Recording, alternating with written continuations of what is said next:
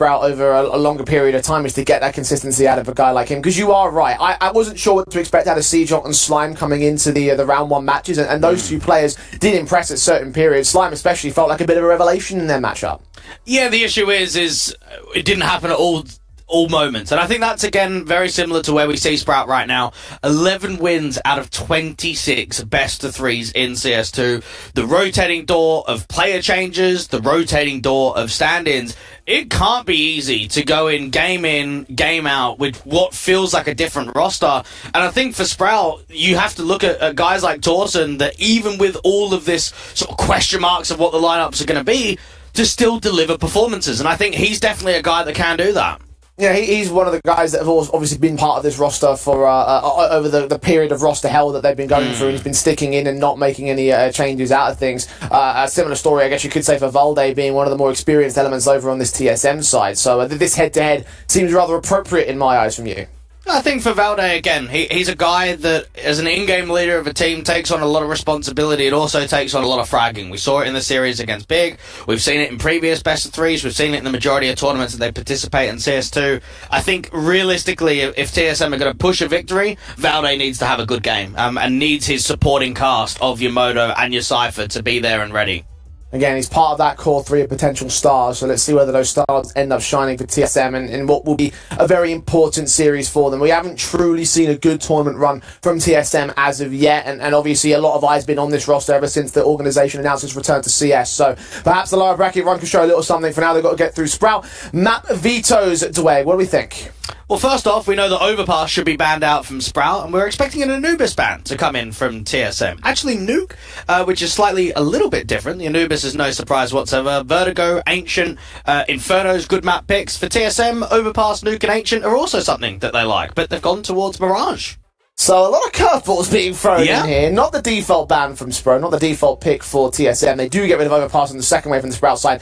And Ancient will be the decider map in the series. How do we feel about the field overall with so many so much weirdness in terms of this veto process? Well, I mean, you look at the back end of the veto. I think Sprout are very comfortable on Vertigo and very comfortable on Ancient. So when those are the last two maps and TSM can only ban one, that looks quite positive for me. Now, again, there has to be some caveats with that Ancient. Look at the performance we saw from Sprout in that game against 0-0 Nation. They were up 8-4. They were up 10-4. They should have closed it. Like, it is just as simple as that. They should have closed it down.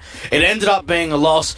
I'm sure the team will look back and reflect on that isolated map and said, that just is not us. That is not what we should be offering. Because Sprout shouldn't be here in the lower bracket. They should be up in the next round of the upper bracket.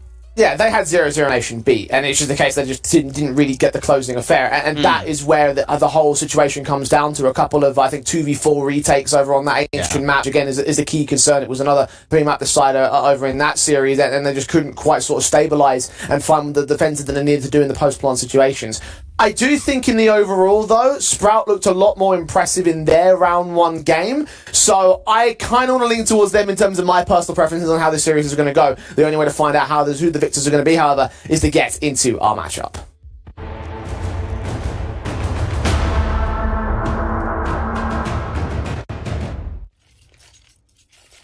I'm not going to ask you for a series score, Dwayne, but I am going to ask you for a prediction. I'm going Sprout. Are you with me? Yeah, I'm going to join you as well. I think for TSM, this could be a difficult affair for them to try and get a victory in the lower bracket. Here we go. Into the pistol round. We'll go to Inferno for the second time over the course of our last two series. TSM on the CT starter thing has got Julies on Cypher, USPs on 4 others. The Glocks are standard for the Sprout camp, who are slowly prodding into this banana control. Modo and Spook about to round that corner and look for the first engagement, which Modo is going to win. And now the Flash could be ready for the next contact, and this could be an absolute obliteration of top banana.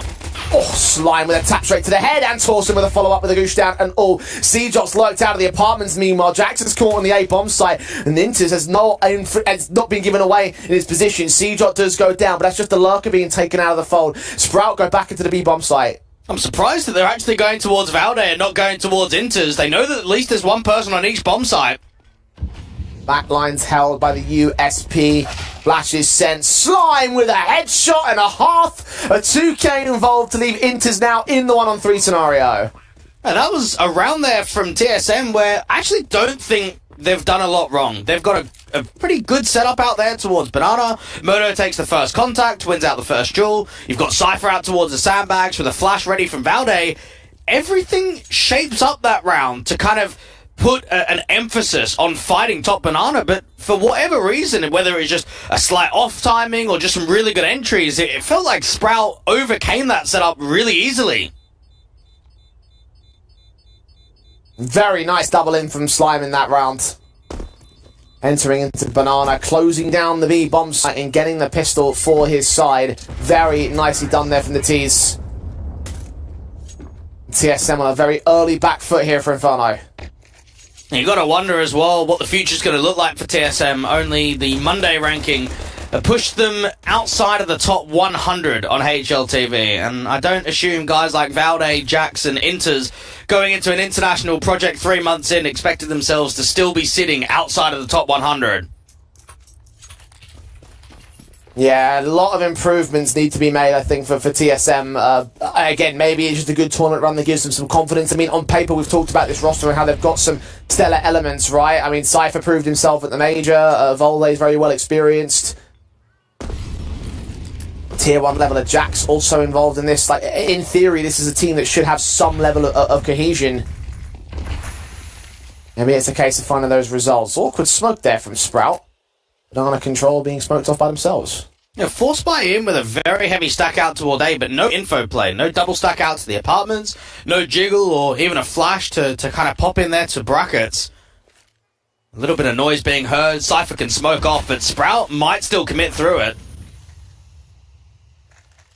Re-smoke on from Cypher. He will be the only player holding. The 4-man stack over on A is starting to dismantle. You see the slow rotates from Volde and from Modo. I don't know if they're going to get to the bomb site in time, though. Cypher might need to get at least a 1-for-1.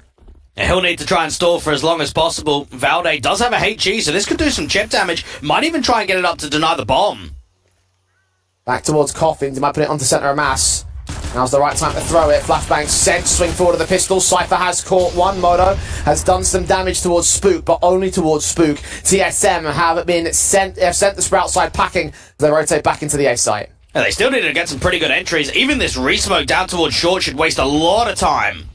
Mars held by Inters in the back of the pit control. Jax is the Eagle on site. 2 players on the rotate are coming in real quick. Spook overwhelms Inters with a Mach 10.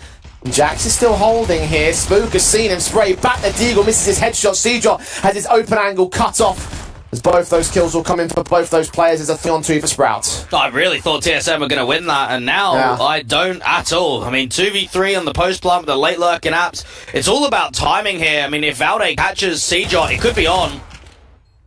Well, Seedrop catches him instead. Caught looking the wrong way at the wrong time. Cypher can get one more pick with a 5-7, an exit frag for Galil. Creeping in for a little bit more. I doubt he'll get on the retake with this. There's no kit and not enough time and too much resistance from the Sprout side. Again, just looking for the exits will get Spook to drop, so it's going to be an expensive round here for the T side. 3k from the Brit, very nicely done overall in this round. However, it goes the way of Sprout. You have a look at that full cancel there from Sprout. They'd already lost the first individual. Spook was down to about half HP. TSM actually did some pretty good damage on that B defense to kind of swing on the contact, to start rotating players back over. I think Inters did a very good job of stalling for time and going 1-for-1. Jax on the bomb side, though, when you kind of look at that angle, you're expecting him to at least deny the bomb or get a kill at most. Gets absolutely nothing, just gets overwhelmed completely. Very good opportunity in that last round for the Force by Steel to come in, but not quite, so should be a 3-0 here from Sprout. See if Cypher can do any more damage, keep the economy state very limited from the Sprout side. Bad utility again there, Banana, and Cypher's allowed the opening kill, isolating another 1v1 fight against the Slikes of Slime. He does end up losing his life. Modo takes it right back, though, so the advantage actually sits with TSM. Yeah, this is, I wouldn't say a winnable scenario here for TSM, but it's workable for at least some further damage. And the issue is the lack of armor with the saved in Galil. Unless you gamble stack a bomb site and almost just pray and hope, it doesn't feel like there's much workability. Torson's clearing out the majority of top Banana. I think you're right about that. That missed piece of util from Spook cost them big time in the first exchange. 2 missed in 2 rounds. This one, the worst of the 2. Sprout. Got to get them that advantage back, and they'll get it against Jax. Quick swing from C-Drop. Frag found with a quick burst of the headshot. 3-on-3 situation still. You've got the AK of Torsion holding back to Pix found. This will enter back into the A-bomb site, especially with Inters revealing himself to find one more frag, and they'll continue to make it expensive right here. TSM will set Sprout up for the reset. They will not be able to deny round 3. Well, I think this looks quite exciting for the opening rifle round of Inferno for TSM. The idea that you can get Moto on the big green, that you can save that Galil, and at least keep one of the individuals for TSM with their money flow even more sort of healthy as such. And look to try and crunch that reset in. Sprout. I like the discipline of slowing that round down once they find it themselves in a bit of a difficult situation. They start showing some presence out towards brackets. Torsen in there at the cubby towards top banana. A little bit deeper than what it was in Go. Just gets an easy couple of kills. Cypher was fully blind with that kill on the Spook as well. As you mentioned though, a lot riding on this next rifle round. Sprout on the precipice of losing all manners of control. Will of course be buying back in with their regular weapons. They have enough cash for that much. It's all about the reserve money, and if they miss out on the bomb plan, then things will get even more dire if they can see round number 4. TSM will know this. Orp out on Modo. A little save for Volday. M4's on the other 3. And TSM, a perfect opportunity to bring that AWP out and aggressive towards banana. They can even try and look for an opening pick out there towards car 4B early round. This is quite unique. Nades about to come back. Very nicely done onto Spook. Again, the advantage goes the way of TSM without the frag itself. Continuing to pull utility down to that position. They are hunting for the man, no doubt about that. Roof protected though. Another HE to bounce off. This should be Spook gone. And yes, it is. Cypher doesn't even see any contact out there towards banana. Doesn't see a jiggle. Doesn't see anyone move up from the half wall. Good utility there from TSM. Once again, finding the opening frag. Sprout on the back foot looking for a trade. Got nades being sent to Cypher's general position. Flash ahead of the smoke. Catching players blinded. Gets a second kill for TSM, but the trade there from Rules keeps the man advantage manageable. 4v3. And there's a huge gap right now in the defense in which Inters is at least watching Moto, but C-Trot's got so much map control from Long, and he can even get into CT. Does he check this upper position? Yes, he does, but he doesn't get the kill for it. Inters reducing Sprout to 2 individuals now. Rawls and Torsten, both together, both over at Banana. That lurk play costing Sprout another advantage back to TSM specifically. Smokes and Mollies inbound, and the back lines will clear them out into open space. Now they're going to flash their way in. The Orpa still able to catch Torsten while fully blinded, and Volday's there for the closer. So that is worst case scenario for Sprout. All 5 players going down without the bomb plant bonus. C-Drop probably feels at the end of that round that he had that opportunity of going into Arch. Now, another thing to kind of consider is that if Long isn't being watched, is it being watched somewhere in CT? Is it being watched in a deeper avenue? Is it even one of the B-side players kind of looking down towards that CT line? Is that why you wanted to take a contact out to the site directly? And the end result was a lost fight and a tactical timeout here from Sprout. I think even for TSM to bring 4 players early round towards B, we probably won't see much of that. That might just be a one-off.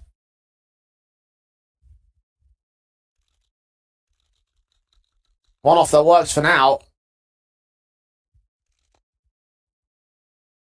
Or pick the AKs in on 2 individuals for Inters and Volday.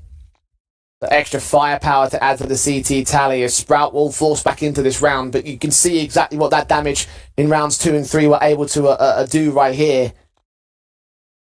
Eagles, Tech 9s, and a Galil. No AKs in play here. And the reset won't even be that harsh for TSM. A 2,400 loss bonus. It's only Inters and really Cypher that will get hit the hardest, and if players are at least saving, then they'll be able to get another rifle round forward. And this looks a lot of favoritism towards TSM going into round number 5, and already the chip damage plus that swing of the MP9 allows Cypher to get the opening kill. Nades being put up position, Sprout running into it every single round. I'm expecting to win this particular one, of course. It's still a force buy with money that's going to go to waste of rolls as casualty. They have returned some damage to the CT side though. Cypher and Volde down to less than 40 points each. Sprout slowly rotating back into the default. A C-Drop, trying to see if he can work at least an avenue out here to the apartments. He's got some teammates in there at brackets, another teammate at Dawson close by. It might just have to be contact heavy. They've got to give themselves an avenue to at least crack open an entry. Very defensive on A as well. Bracket's not even being held from TSM anymore.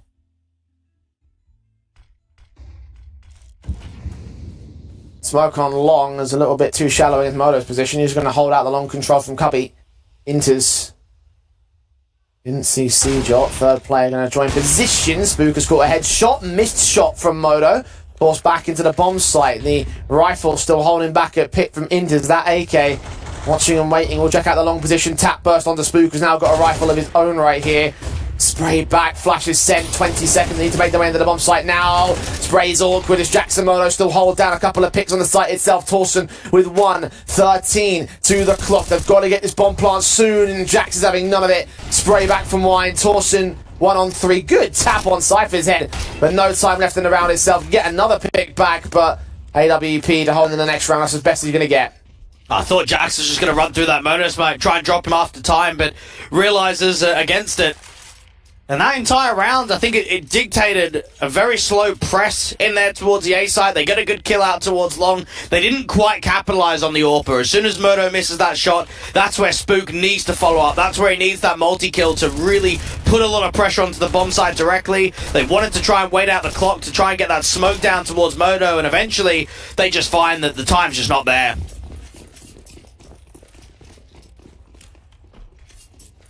No bomb plant for Sprout, of course, so no investment around it. Despite the 4 casualties that TSM took, there'll be no chance to capitalise and really reset the CT forces, which is what Sprout would love right now. Instead, it's love for Cypher. It's Torsen first to fall. Straight blind spray through that smoke at Banana again. Spook will grab the AWP, see what he can do with it. The advantage sits with TSM. Yeah, we saw Inferno being the map pick for Sprout up against 0-0 Nation, and it was pretty much the only map in the series that it looked like they weren't going to win, right? And lost their map pick, came through on map 1, and then obviously on map 2 had a huge, or map 3 I should say, had a huge scoreline to try and close out the best of 3. Moto wins another fight. Pick onto Slime. Orp still hunting. C just going to get caught, and actually does turn on towards Jax. That's decent enough. 3 aim shots against Moto. Flash is turned in 2, and Moto's not missing that one. Rolls now alone and alive, but probably for not much longer from here. There it is, Moto with the closing triple, and 3 apiece as TSM equalised. Yeah, TSM pretty much know in this kind of series as well. On Sprout's map pick, they can still come out on top on Inferno. It's actually been one of the higher played maps in the pool in CS2 for them. You kind of look at Valde and Moto as your 2 guys, even Cypher as well is actually the highest rated player for the team on Inferno across CS2. We've seen some impact from him towards Banana. We've seen the MP9 in his previous hands, and now with the M4, you start thinking to yourself, how are Sprout going to be able to deal with this top Banana control?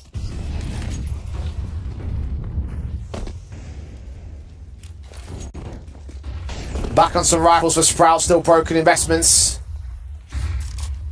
Lead of theirs has been tied up by Team Solo Mid. Again, the nade trades back and forth from both sides, this time without the opening advantage that they typically get from Cypher's peaks in over the banana control. Slime has been tagged to 67. Seedra has seen the AWPer at long and continuing to fight onto that short control. I don't know how much information you got there. They're just trying to drive him away, and it seems pretty comfortable that the TSM just keep falling back as soon as there's prods and util out towards brackets rather than trying to retake and create a little bit of chaos in the brackets. Another resmoke down there from Valde. Cypher's got another one, so if they time this right and they get another resmoke down, Moto can actually rotate over and then he has another smoke for the B side. Smokes ahead, Valde catching Torsen, Cypher bursting through alongside Valde. They can crossfire and lock them out on the Sprout camp. Rolls with 1 pick, that's as far as he will go, as Cypher ends up with a triple by finding Slime the same. A 4th for TSM, a 4th in a row for TSM, as they will claim the lead. I think it just showed there for Sprout. Popping through that re-smoke probably wasn't the best decision. You've got Valde up close and personal right behind it. You've got Cypher not even playing anti-flash, not even playing defensive, but looking to peek on that contact to Valde. So there's just two rifles just pinned close behind that smoke.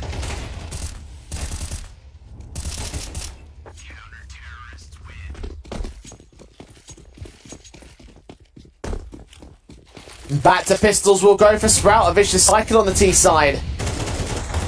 Lacking in the bomb plants, lacking in the cash bonus, and therefore lacking in buy potential. Round after round, it will continue until they break the situation that TSM has set up here. Walk forward into Banana. They've baited in the utility. They've evaded the early nades as standard from TSM to go quick into the B here. Valde again, smoke at the ready. As soon as he hears contact, as soon as he sees any of that util.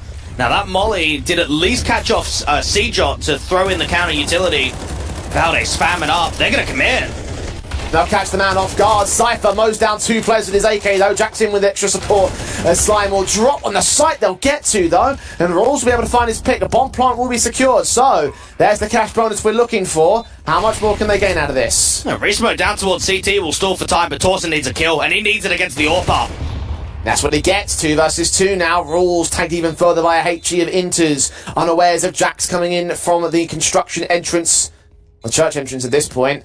Here at Coffin's, footsteps being heard. Jax going to get given up by Inters' his information game. Now he's also known. Smoke on the bomb site. This could be a Sprout half steal. Flash sent forward. He's going to make his way in with the M4. There's 2 rifles on either side. Bomb tap once. Trying to force out the fights. Torsen continuously focused here. Inters back on the bomb. Taps of the tech. Rawls not finding his man. I don't know if it's going to matter. He gets that headshot anyway. And he gets the round stolen for Sprouts. I think it just shows there for TSM, even with the multi-frag coming through for Cypher, that retake looks like it's going to be pretty comfortable. Again, that's 2v3 on the post plant. Yeah, eventually there's an M4, an AK I should say, for Torsen getting picked up. That did not look like a Sprout round. It looked as if Cypher had done enough. That was a really good defensive from him at Coffins. Especially after Jax follows it up and all. Like that 3-for-1, that should be more than good enough in any situation, let alone an anti-eco round. So Sprout will not allow TSM to go so far as to extend the lead. It'll be back to evens at 4 apiece. And the gun buys will return from both sides. But now it's Sprout's opportunity to counter-reset the TSM squad. And the concern here is the 3-0 start and then the eco still. What have Sprout really proven on rifle rounds? They actually haven't proven very much at all. And while the scoreline might be tied, TSM have shown a stronger game.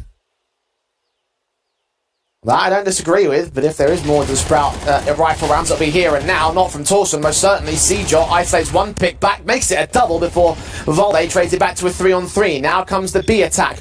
Modo's on the back of the site. Molotov away from Coffins. The flashbang will send them in as they look to try and get the bomb down early. Valde's so low, he could even get spammed up through the CT smoke. Orb Jewel goes the way of Modo. No utility to wrap that corner. Valde pushes on. Spook gets caught. Rawls can try clutch this now. A 1-on-3. He's got the first. Back up rotating a Cypher. He's got time to work with. He might even rotate out of the bomb site. Now the issue, even in that round of trying to get the bomb down, there's just no utility. They can't flash off Coffins. They can't smoke off Coffins. It feels like they're very dry on the bomb site. Yeah. A Cypher, I mean, even in his situation, there's 2 options. You can split the bomb sites now or play together, and it seems like he actually wants to leave Modo for a moment.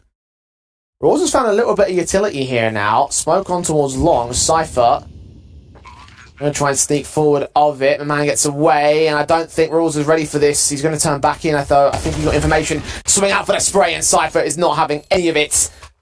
Lead regained by TSM. Jeez, even that, like that's a proper ballsy move there from Cypher. I think we would be very critical if he loses that fight. Yeah. I'm very surprised in a 2v1 like that with his teammates so far away that he's walked through Modo. That was a near miss, and maybe Cypher's thinking that Rawls won't expect that kind of play. I don't know, high risk and very low reward, but in the end TSM make their 5th. Sprout had a bomb plant and 3 casualties. They're still within the reset margins against TSM, but they're not going to opt for the full investment here. Only the Tech 9s and Deagles. The Galil will come out from CJOT in the end, but that's the only rifle to play with. And look, I guess to their credit, they have had a lot more success on those half-by steals rather than the rifles themselves. Don't know whether that's a consistent point to keep up with, as the Sprout side will continue to play their defaults in the early rounds. Smokes against both sides. Nades to open up an angle of attack. Flashing against Cypher, who are counter-flashing against the T-side line. All players in banana control completely blinded off, but the spray of the AK gets nothing done in the kill counts. Cypher again making a very aggressive duel potential out there towards a half wall. No teammate to even trade on the contact. AWP does at least find a couple, and that's rectified the whole situation. Good couple there for Moto. Nice flash around the corner again for Sprout. Dry face is being a commonality as part of their strategy, and Sprout's a bit more forgiven because of the half by status. Slime's AK, however, turns up to a kill on Inters. 3 on 3. Orp is still center of the bomb site. Flashbang doesn't blind off Moto enough. Slime picked up Spook, just spotted, and Moto domes him in. Adjustment tight as you want it to be. And Rawls making tons of noise, revealing himself towards Valde, who pops himself through that smoke ever so slowly, fades into the site, and gets the kill necessary to keep TSM on the streak. Well, that was a very good round coming through from Moto. I think even in close quarters, in a situation where he's alone on the bomb site, he delivers and he puts up a lot of impact. I think it's a good sign for TSM as we continue. If we keep getting these highlight moments, these opportunities of just individual success. It's the third kill as well. I mean, it's not an easy shot, or I should say the fourth one up here towards the top default angle. That means that they've found themselves a tied-up score at least by the turn of the half.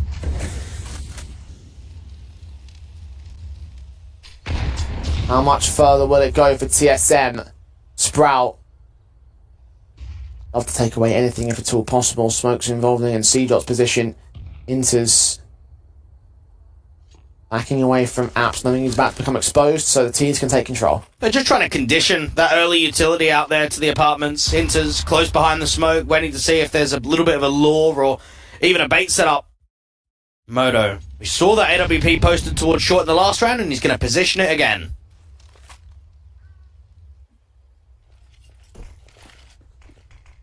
Smoke down along.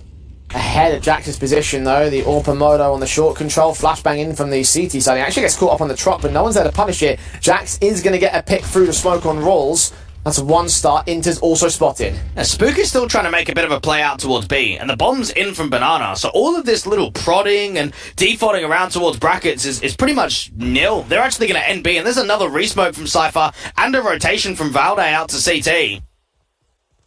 Footsteps have been heard. Cypher called him back up. It will arrive very quickly.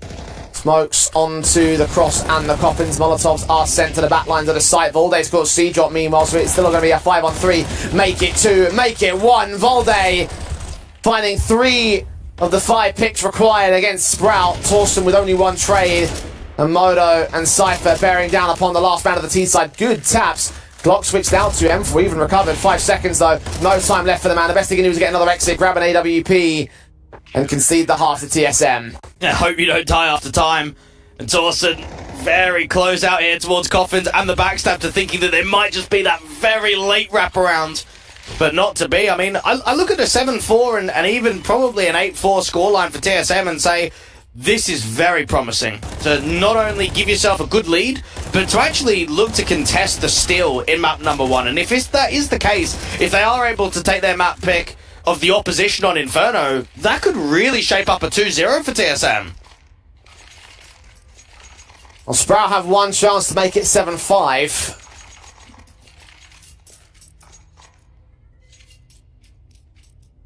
Best case scenario we're looking at here from their position. T-side line has 3 Galils to play with in this last round investment. And you are right about the promise for TSM. I mean, you've yet to see them get up on a half advantage so far here in the CCT online finals.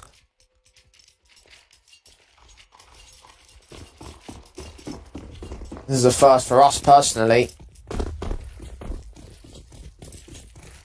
CT half.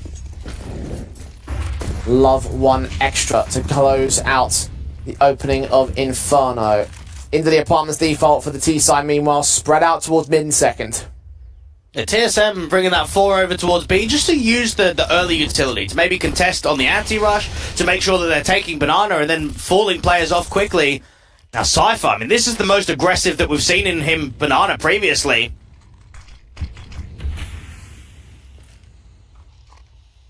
Cypher's pressing. Was considering to go even further than this. Is he going to recommit? Spook is right behind that smoke. Crosshair's trained on him. Second player going to go ahead and join the fray. Cypher. He goes down. B site will be open for business. Flashbang sent, but Spook is just as blind as Cypher is. Cypher is going to get caught off though, caught up on the stack. That should allow the B entry to come through. There's still 4 players over towards A, but Sprout don't know that yet. The main T side force could still get completely just decimated here. Modo with a couple of picks of that M4. Inters finds Slime, and that was the fear I had right there. It came true for Sprout. And they've still got the bomb site, and even the retaking players. I mean, this could still be tough for TSM. Moto's down low, Valde's coming in from Banana, and construction's being taken. If Rules and Spook can slow this down, this will help them close the post plant. I haven't got direct construction control, just the entrance for Spook's part of things. Inter's moving in. Galil finds the first. Is he ready for the second? He certainly is, but he's not going to get the kill for it anyway. Rules all alone. No more utility against his name. He's got a Molotov. Can put that down on the bomb. Inter's known. Volde heard the gun barrel seen. Both players dinked up, and Inter swings before the molly can get put down. The defuse will be held, and TSM will make it a successful retake and a successful CT side. 8-4 on the board. And we were very critical of Endpoint in that last series against Legacy, and I'm surprised that we haven't been to the level of Sprout. Think about it. This is the Internationals map pick. They've come into their T side. They won pistol, one anti-force buy, one anti-eco. What did they win after that? An eco steal? We didn't see a single rifle round being won from Sprout in an entire half for T side. Well, do I have a feeling that our criticisms might start to shift now? Because it's T-side for TSM, and we did see how awkward those T-sides got against Big. I know the map stats in CS2 for Inferno do not favour them on T-side either.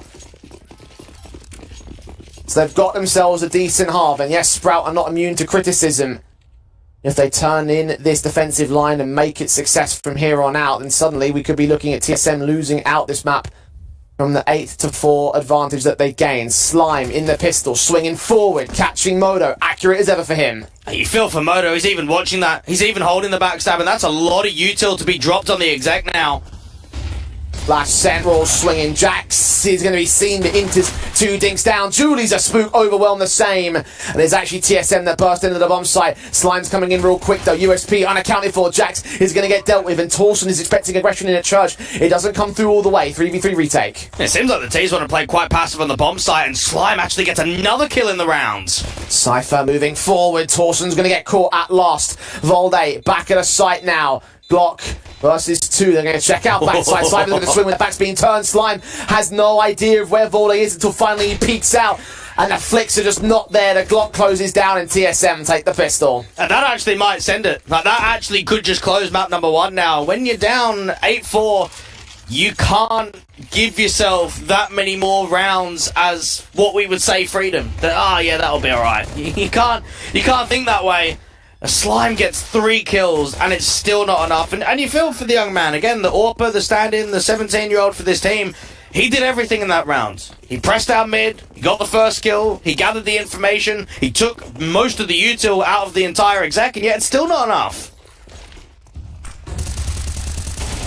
Torsen still part of the force invest in this round. They're going to take that M4 straight to Cypher, but unable to get more than just that one pick. Nade's being sent to Spook, who's trying to see if he can fight back, grab that M4 and escape as the Molotovs come pouring in. Meanwhile, Slime has fallen.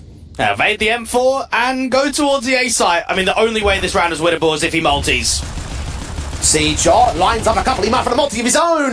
Volde trades it. It's back to a 2-on-2. The Deagle first thing up to the bomb site. Moto's not covering off this long smoke. Volde headshot angle being seen. There's the tap. Moto overwhelmed by Spook, and Sprout find another steal. That's another massive round coming through from Seedshot. Again, he's the only player on A with a 5-7 reverse side default. 2 kills. Nicely done, my friend, because that sets up the round. Rules obviously comes through with a pretty good exchange out there towards Valde on the site, and then Spook gets the trade right at the end. But that round was won, and that round was set up from Seedshot on A. When you thought that perhaps Torsen's loss of the M4 might have cost them the key firepower, always have faith in these pistols, it seems like is the moral of the story today.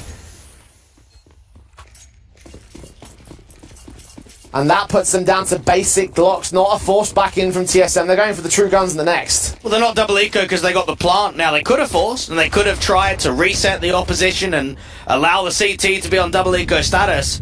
But they've got in safe, and the reason they've probably got in safe here, Jay, is the scoreline differential. They feel as if when you're 4 rounds up, you don't want to play that medium risk. Instead, just play it very safe and look for the rifles in the next. Sprout. 3 players on the A site defensive. The smoke's coming in towards the apartments will keep that angle suppressed. Torsen's hearing footsteps, though, and is going to call it back in. Incendiaries might send them out towards the B split instead. Slime has called that first kill. Spook's going to cut off Volde from the wraparound. Seeing 2, 3 more individuals, in fact, out towards Archers. They will get that AK to drop. The CTs are all around them here. Or are they? Jax has got a headshot on Slime. Down to 3 players. The issue is Rules is on B with an MP9, and they're coming in from CT, so they've actually got a fairly long-range fight for that AK. I think Rules has to give the respect to the plant. I think as soon as he starts hearing that bomb goes down, he can't peek. Because if he peeks and he falls, this round could be stolen. Yeah, it would be very overzealous if he did. He might have to wait for backup. Jax passes that bomb back over. Ooh, he sees, he goes for the risky play! And that is the opposite of what we wanted. 2v2 now, at least Jax is low. Seajot needs to find him close. AK up the corner, backs turn ahead of the flashbang, and Seajot will still find the kill, barely affected by it. Now upgrade to the AK, Torsen's for Masters right behind him. And the Glock holding from the other side, TSM. Near the bomb tapped. Inters still being watched by Torsen's position, the AK watching the back, and Torsen will get his kill. The defuse will be held in the end as Sprout get to 6. However, you gotta, I think honestly TSM came up with a very good round. No force buy, no investment. 3 casualties plant, they're gonna buy in with a chance to reset Sprout. Well, I want to say that's been the best eco that we've seen in the tournament so far. 5 Glocks, get 3 kills and a bomb plant. Like that is crazy to think about. And it just offers that reset to be so much easier. You feel for Jax, because again, he had the number out there towards Banana. The timing was a little bit late. If that flash comes in, 1.5, 2 seconds earlier, that round could legitimately be a full eco win. Well, Sprout have taken their last tactical of the game. A moment's respite. Figure out the new strategy. As TSM are set and ready with all their guns, no expense spared, no limitations of rifles. It's 4 AKs and an AWP. Meanwhile, no AWPs and a FAMAS out for Sprout. And again, with the reset potential at this juncture, with the 9-6 scoreline in favour of TSM, that would really seal the map. Yeah, I agree with you there. Slime tried to get the early HE down there towards underpass. 3 on A to start the round. TSM very passive to the banana control. They're not really that eager on taking it early. They've got Cypher very defensive. Valde with the bomb did not get seen on that slight jiggle wide enough there from Slime. Ball's back into long. Mollies will push Rules and Spook back away from the aggressive banana control. These are all focused up onto this A site. 3 defenders, one of which has been smoked off in Slime. Smoke back towards the bracket position, a flashbang in the scene. Jax, Torsen's not going to stick around for a second fight. Yeah, that was a very good opportunity. Good counter utility there from Sprout in towards the brackets. Torsen being a little bit miffed that he didn't get that kill onto Jax. It's wasting a lot of time on this default. TSM are still using the lurks of Jax in at brackets, the lurk out in boiler of Inters, and the rest of the crew is at least trying to sell the utility that they're retaking banana control, but they're actually going to end A. Seajot's going to get caught by Inters. Torsen now aware there is an apartments player. They're leaving him all alone on this A bomb site, though. TSM, 25 seconds for the hit. Oh, this is a done deal. Surely. Sprout gamble stacking B. There's no way here for Torsen whatsoever.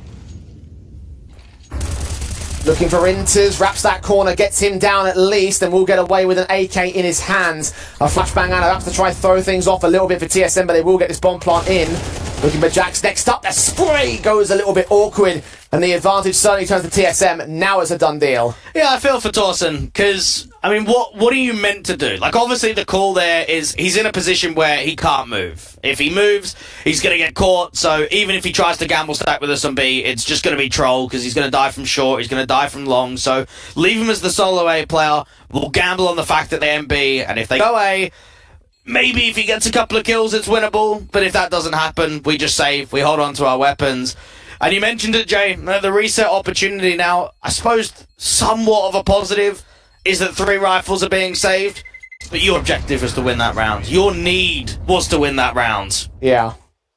When you could just see it a moment there on Seejot's money state, right? With that loss of that round, he's got $1,400 to play with. It is double eco. Yeah. And that was what Sprout needed to avoid. They'll get drop weapons, they'll scrape together a set of rifles, but you can see it getting weaker by the round. They need a win. They need to make up 4 against TSM. Any more losses, and the situation will just get more and more dire. And it feels like, again, we're seeing Slime off of the AWP just because of the economical turmoil. Didn't see much of it in the first half because it was T-side, and then even in the second half, it's never been a strong economy float. Good AWP pick there from Moto. Slime deleted without even a trade potential. One of the 2 M4s down. Seejot does not want to peek up towards apartments and try to grab it. Meanwhile, Spook is just spraying through the smokes, desperate to get a frag. Got close to one, but Cypher only tagged. You got to wonder for TSM, where is the end game? I think one thing that we've definitely noticed from them in this second half on T side is they've been quite fakey. They've been quite mid-roundy with showing A presence, showing Bracket's presence, and it's making Sprout almost second guess where some of the information's coming in from. A bit of a unique double up out here towards the long presence. I wonder if they try and peek on a contact. Vale is going to get caught. Torsen finally bringing it back to a 4-on-4. They're peeking into that AWP. Seedodge just hunting for information. Saw at least 1, maybe 2. And they fall back for whatever that peek saw. That's another gamble stack towards B, you have to think. I mean, again, there's still a lack of an idea of what's going on. Long is completely open. They could just walk this. They could just contact the whole way up to Mono. Rules and Seejot playing off of each other. Very tight angles. Rules is not watching long, though. Watching the open air, the open position, the open corridor that Jax will walk right into. Spray through. Inter's also being seen. Burst fire. Rules seriously needs his teammate to come up. Seejot needs a follow-up. Cypher does go down. Rules is still holding his own, but Moto comes up with the AWP pick. A 2 versus 2 has been bought out. Will Torsten and Spook make it successful? Well, they've got to make a decision. Do you want to go for it or not? This is a tough call. I think you might have to go for it just because you're full sport. Gonna boost up Spook, the M4 in his hands to look above the smoke. Onto the bomb site, he'll see nothing. Half the time tick by, they're making noise as well. That'll be information being given up to TSM. Spook, check the corner, Modos, or jumped upon, spray back down, he goes falling. AK spray of Cypher, brings it back to a 1-on-1. Torsen has no kit, he's extended out of the bomb site. He'll get that kill, but he has no further time. Sprout tried and they failed. TSM 11-6. At least they've saved onto the FAMAS. Try and see if they can go back over to a better rifle. They get up to an M4. I don't think that really means much, though. I mean, you're not going to force buy again. You're going to be down into a super light eco with the M4 around it. Cypher. Oh, he just plays time there, doesn't he? Yeah. I think that was the plan. Raw did so well to try and hold on for as long as he could. He just didn't account for the player behind him. Jeez, they're full sport. They do not want to play for overtime. I'm very surprised about this. You've literally only got 1 FAMAS around that M4 when they could have got a decent rifle round. No, already Torsen's been removed. Another opening frag for Modo. TSM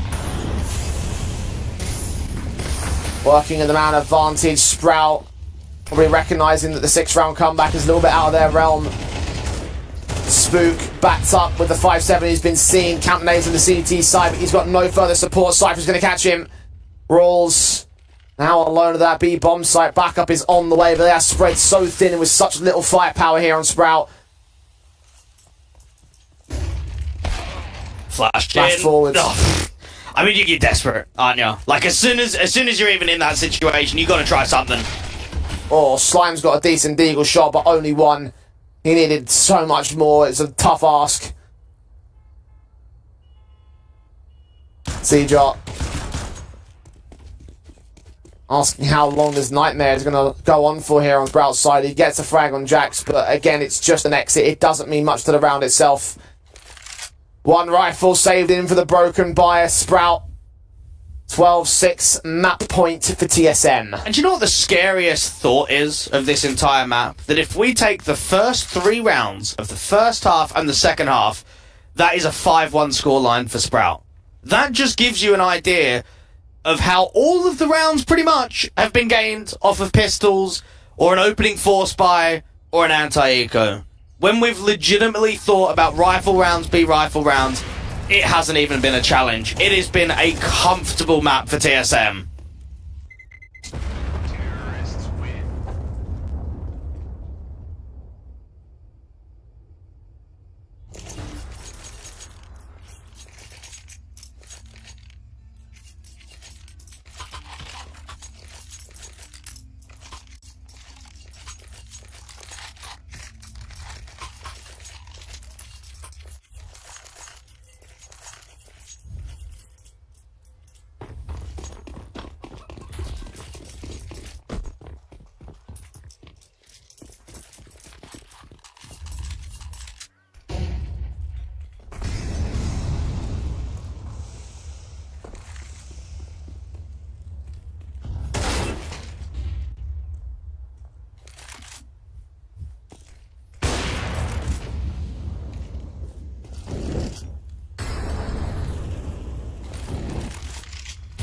Yeah, Torsen's going to get mollied out in the open, so even getting a 1-for-1 could be very difficult in this scenario.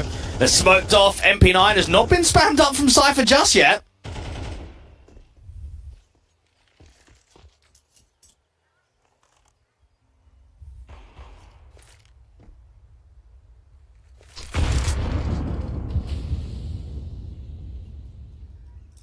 Oh, look at this walk.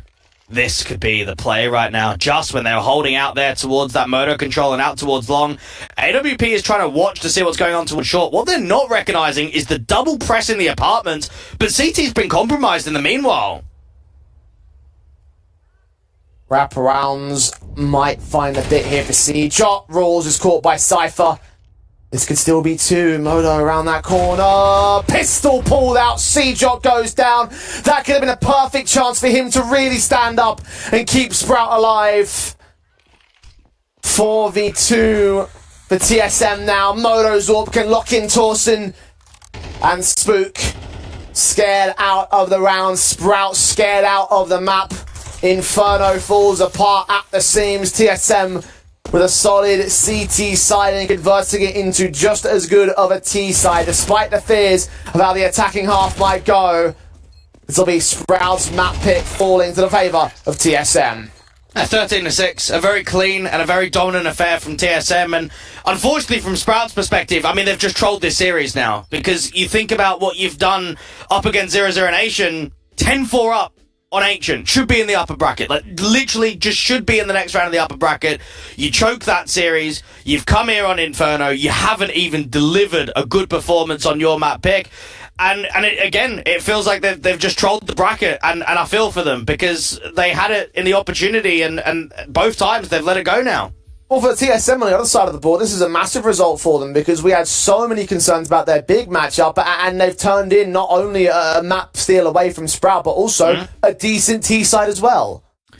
Yeah, I don't think it's a massive takeaway. Again, it was a good performance coming in from TSM. I don't think we're ever going to be comfortable with TSM. We're never really going to be impressed with TSM until they start playing your higher end tier 2 competition, and still we start knowing the kind of teams that are, especially here in the CCT online finals, that once we kind of get into those sort of matchups, I think we can go a little bit above and beyond. For now, they can look at that one and that was clean. We got the victory. Let's look for the 2-0. We've set ourselves up really nicely. Let's get it done. Let's clean this series up. Let's get it done in 2. Well, considering the situation they've had in terms of their results as of late, it certainly is encouraging that they probably won't be diving out in last place of this series unless Sprout can find a counter play. We're going to go towards a short break, and when we return, it will be TSM's Map Pick and Mirage. Do stay with us.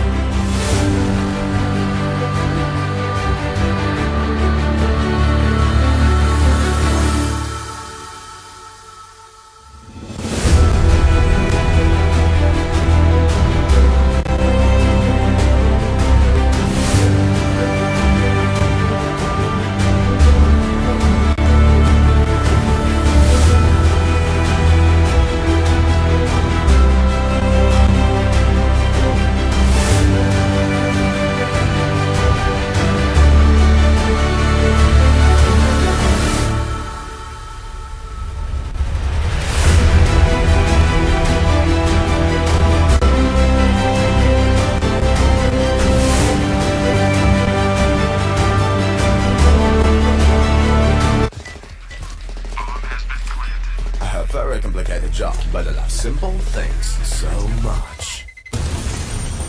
One move, one push.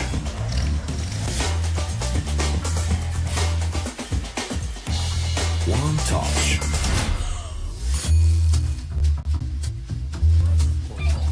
One love. One click. One XBet. Are you sick of just opening cases? Join the events.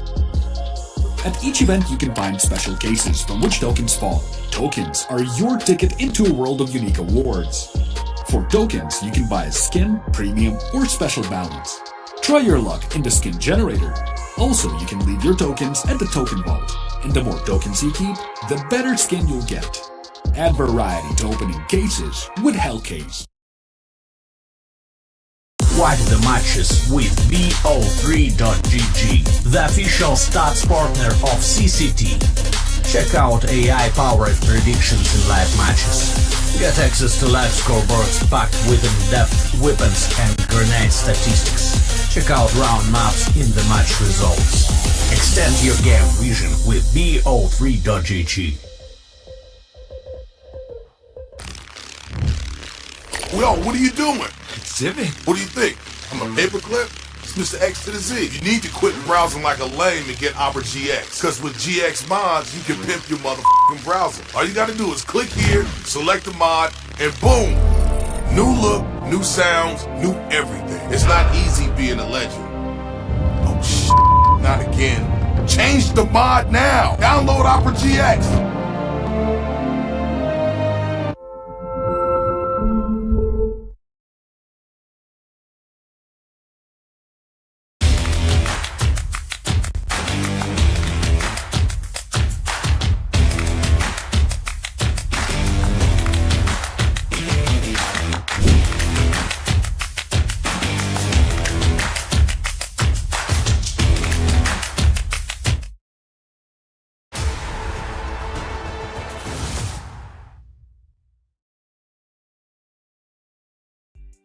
Not to be for Sprout to start off the series, losing out their own map pick. Now TSM have a serious chance to take control. Mirage is up next way, and look, a vast improvement from the TSM squad against the Sprout side. They look very cohesive and decent over the course of that first map up of Inferno, and now we have to start entertaining the 2-0 conversation because they've just won Sprout's map pick. It's now their pick up next. Does that feel like a likely outcome here?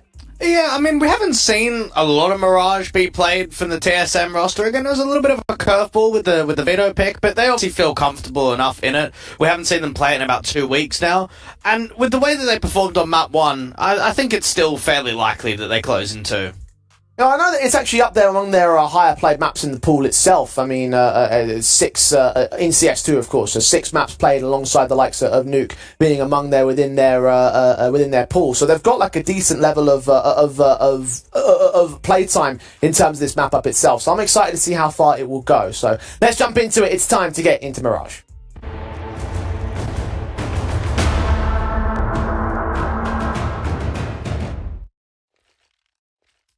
Sprout on the CT side of things. USP set against the Glocks, handy and ready against the TSM side. And you can imagine that Sprout would really need a decent start here in this map up if they want to try and turn it around.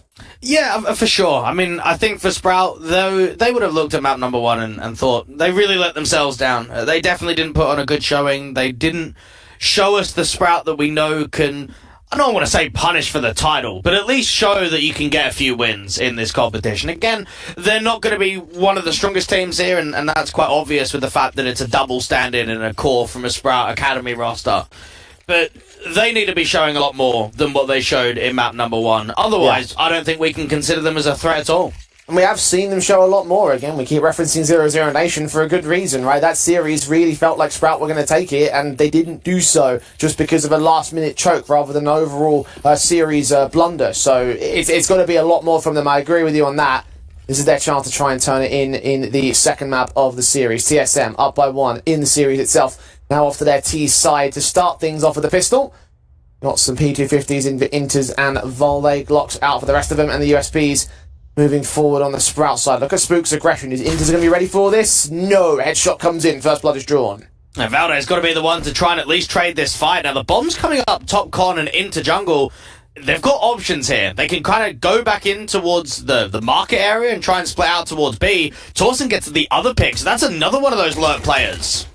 That's from Rawls back at spawn. Meanwhile, going to try and cut them off on their rotations towards the B bomb site. Jax goes down and drops the bomb. The last man out in the marquee control. Does get recovered by Modo as Cypher starts moving into the back lines of the B site. Plant will be secured, not opened up for the short position. Seedrop can't deny the plant itself. Cypher and Modo now trying to work together to remove these CT players as they come in one by one.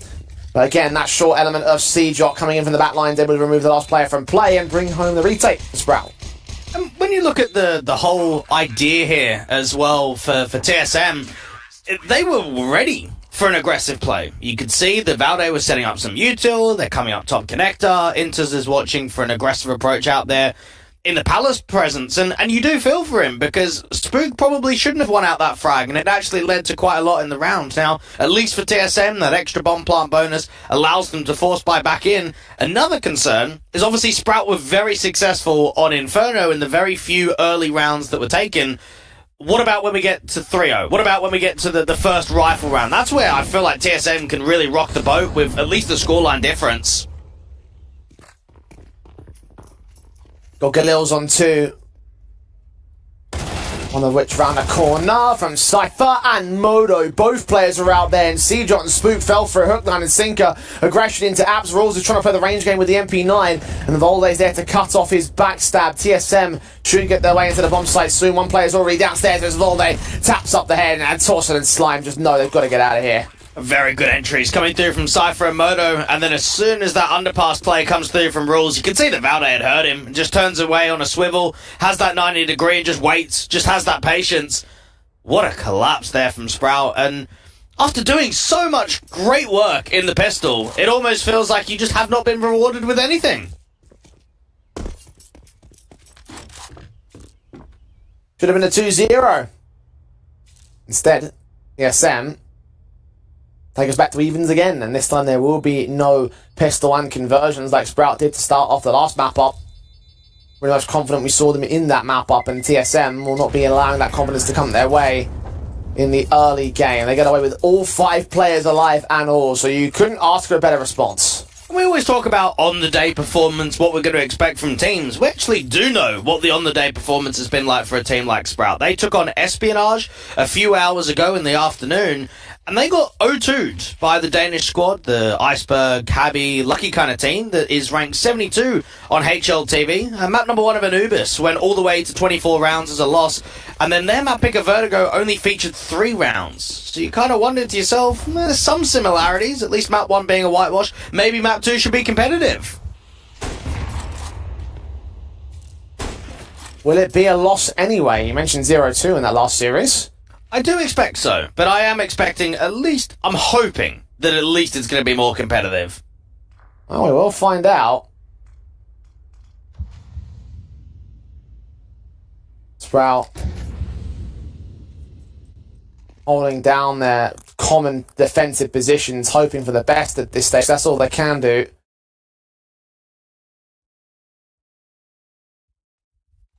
Wait for the action to come through from the T side. They have got to push forward from Torsen, though, who might find the mid hold or the apartments play. Instead, he's going to go towards mid, and maybe a little bit too late, though. TSM have started the execution, and Seedrop is the man to fall. Spook going to try and hold on to the spray back on Inters, take a lot of damage onto that individual. The Deagle spams forward. Rawls will catch off a kill shot in the end, and Torsen could still drop this bomb in Apps itself. Not quite on the timing. He's expecting aggression. That's not to be the case. I think he might have just made noise right there. Modo's watching him.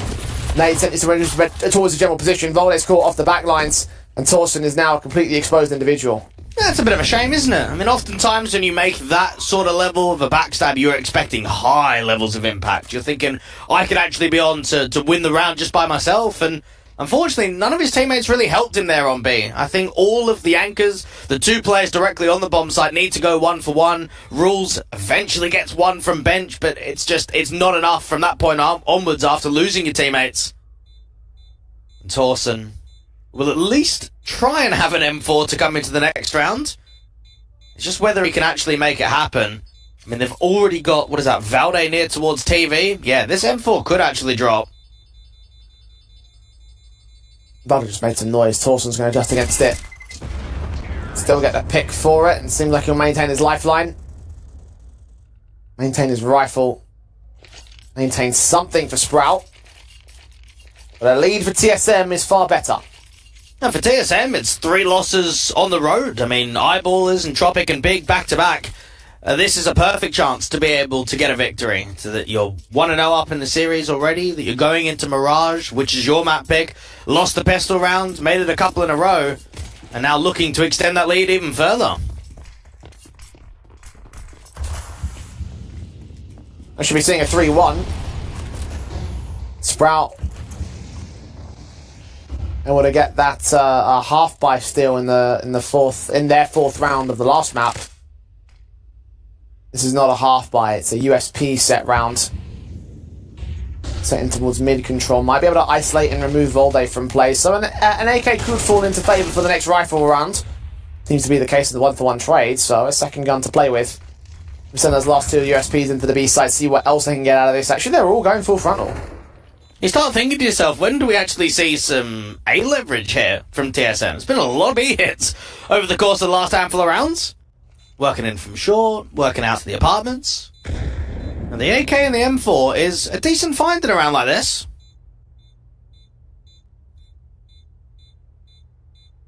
To be fair, the B site's been working for them so far. Maybe when Sprout posts up a decent defensive on that side of the map, we might be seeing a bit more A presence from the T's. No, that's so troll, Jay. They're not going to go B again. They're not going to go B again. We'll start seeing some more mid controls, some more connector action. You've got to remember, we've seen a lot of anti-eco and anti-force buy rounds. Now it's turning into a rifle round. You're not going to be able to just keep it up with the B pressure constantly. Let's find out what Sprout are going to do here. Rifle set in TSM. So have that Galil on the part of Valde, so it's just going to be bonus weapons in for his own part. And for the most part, a lot of those rifles have been saved over from the previous round, so there's quite a lot of cash available for TSM. Even if Sprout do take this round, it's going to be a bit of a fight back to try and break the economy state. Lean out towards the mid-control from Valde. Players starting to walk up ramp completely dry from TSM. It could just be dry on a contact. Try and take that first exchange. Rules on Dark here in quite a bit. Very fast set utility, and Rolls will be good for that one pick on Cypher. Inters, backed up by the flashbang, sees the one man out in the open at Torsen, will be able to find that spray that gets the kill. So, 4 versus 3 situation. CT's rotating en masse to the defensive line, but it is just a dry walk for the kills and not for the actual commitment. Indeed, Valde is going to walk out of the apartments and there'll be nobody there. I think Valde heard one of those rotations while he was actually in the apartments. And as soon as he starts hearing those CTs move away, you kind of have 2 options. You can either end A and he can backstab in, or you can bring the bomb over towards B and Valde can cut rotates out to market. I think either way, it shouldn't be around for Sprout. I mean, this is just too much map control now. Yeah, Valde's opted to call in the rotation, so it will be another NB. Dane will sit pretty in the corner and just wait for the CTs to come back around and try and reclaim some map presence of the B site. I think as soon as the bomb goes down, they should at least start getting into hunting positions. And Jax kind of already has, being really deep into the apartments. I feel like they should throw at least something at it. You want to try and target this economy. If nothing else, the Galil. I mean, you could also argue to upgrade the M4 for Moto, right? He's got 9 grand. He might want to get on that big green potentially. Oh, well, he can obviously drop his rifle to Cypher, can't he? Keep the money line strong. Nice to upgrade into an AK, however. Not what they're going to opt for in the end, though. TSM lacking up towards the apartments, keeping the economy line strong by not attempting to weaken Sprouts at all. Not play any risks here in this round 5. But a very nicely played bait and switch. Quick in to get the kills and everything, and just back out into an open bomb site. Very nicely played. Yeah, we saw TSM getting absolutely smoked on Mirage only a few officials ago against Little Mix in ASEA Advanced. Quicks & Co.'s team, who's actually done quite well locally across the last couple of weeks. That was a big surprise. I mean, a lot of their victories in Advanced have been fairly clean, fairly easy, and so it should be. I mean, you don't often get teams that play at this kind of level at Tier 2 that are in Advanced. There actually aren't even that many teams that are in Advanced participating in the CCC online finals. pick from Slime opens things up for Sprout to their own advantage. Looking for a double up here towards the ramp position. He didn't quite spot Modo. Falls back to position over on the mid position. Spook also there with his own flashbang, going to provide a little bit of support. Only by the utility. It could just be a set piece from this point onwards. They know that they can't get back into that mid presence at all. The Slime is seeing and hearing absolutely nothing. Even this look down towards underpass is going to search for quite a bit of information.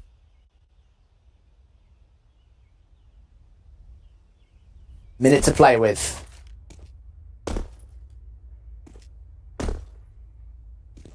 Orton's just jump facing, trying to catch off players at the T-side line. The smokes will come down.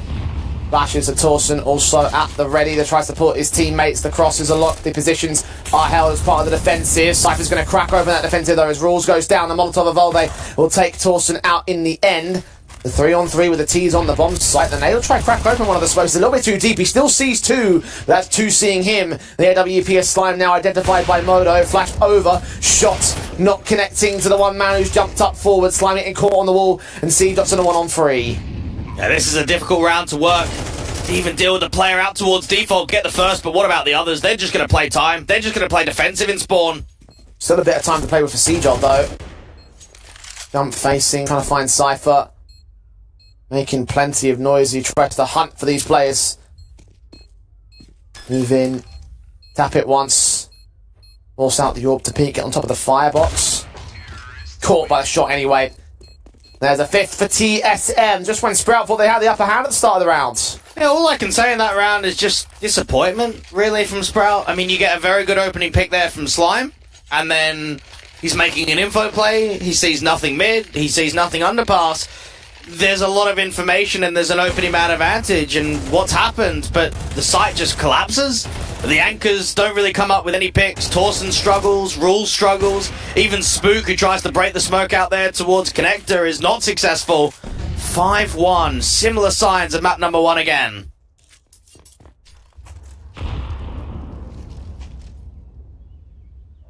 Straight up mid-walk from the majority of TSM players here. 4 of them uncontested by Sprout. They've had very minimal amounts of mid-control here. Got Rawls and Torsen pushed up into ramp. That's going to be the first port of call for the site defensive, because that's all they're really going to have at this moment. That's the first players that T's are going to see. So much space. But it is Slime again. And you start thinking about this Connector work. I mean, it's still so silent. They've got nothing. Now they should start to hear that utility getting thrown out, which is going to indicate what's really going on. Smokes as well. Set to suppress some of the common positions. Inters is hearing footsteps on the rotator. The bomb has made its way to the bomb site. Jax has caught one. Is he going to expect a second? Yes, he is. Shoulder given up by Torsen and the angle taken for the frag. Advantage TSM. Sprout still all coming in from CT spawn. The nades placed so well as well. Just aware of exactly where Sprout are playing from here. TSM smokes and flashes. A resmoke comes in from Jax to push him forward into the bomb site to hold the defensive line, but with all 3 CTs in play, not having a kit on any of them, they recognise that this round probably is a loss. They're even being siphoned off into CT spawn, so Valde, he's going for the hunt, doing damage, engagement against Seedrop. Players to go down with the bomb blast. Not quite, they get close. Will Slime get hunted around the corner?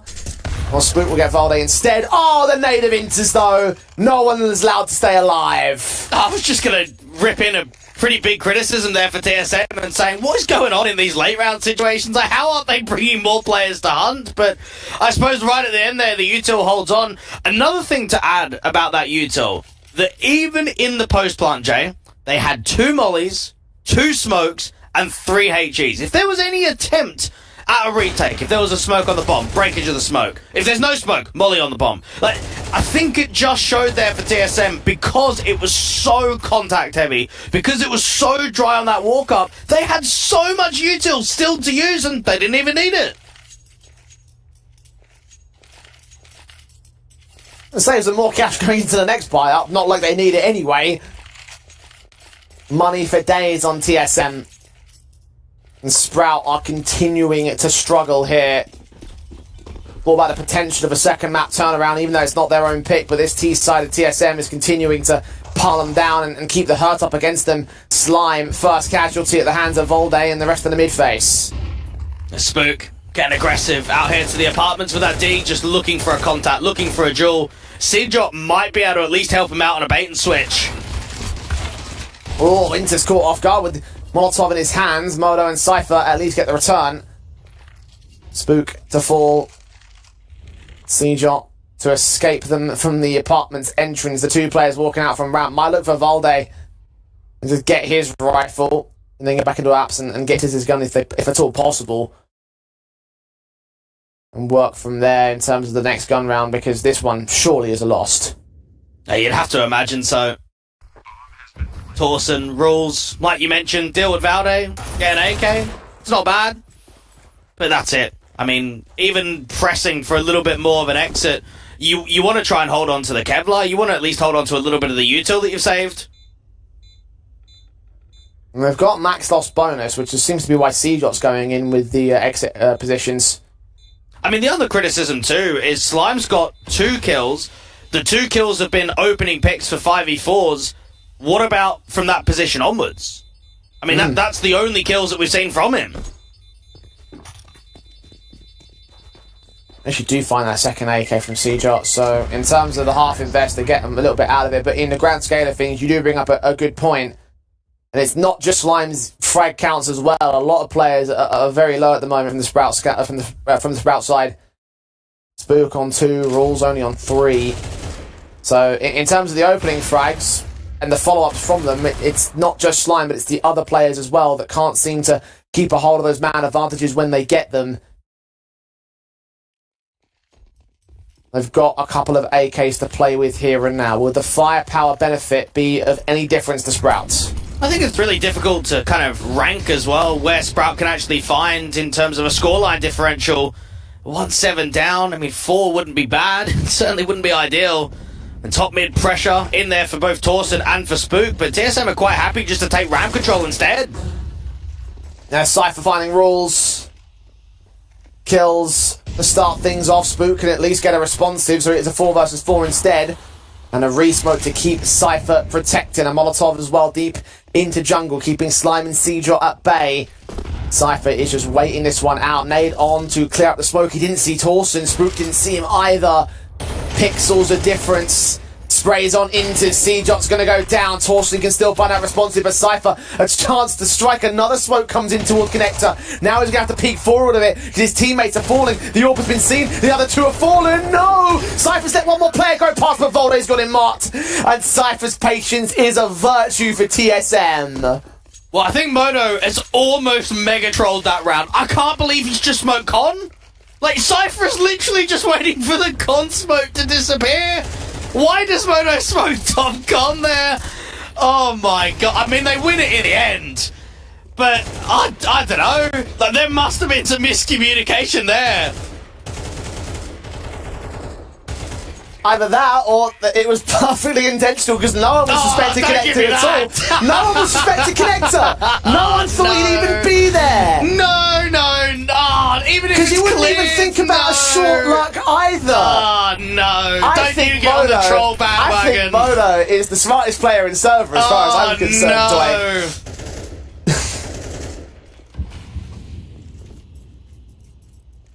Nothing smart about this scoreline for Sprout though.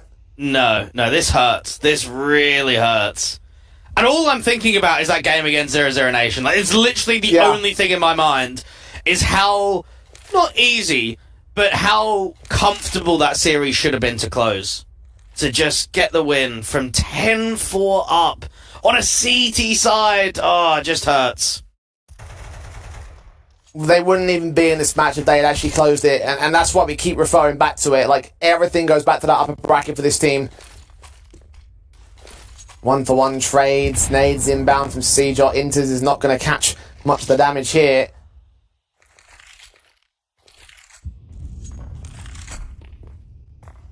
And walk their way into the bomb site as has been vacated by Sprout, so focused on the A site from here. 4-on-4 situation. What do? Another one goes down.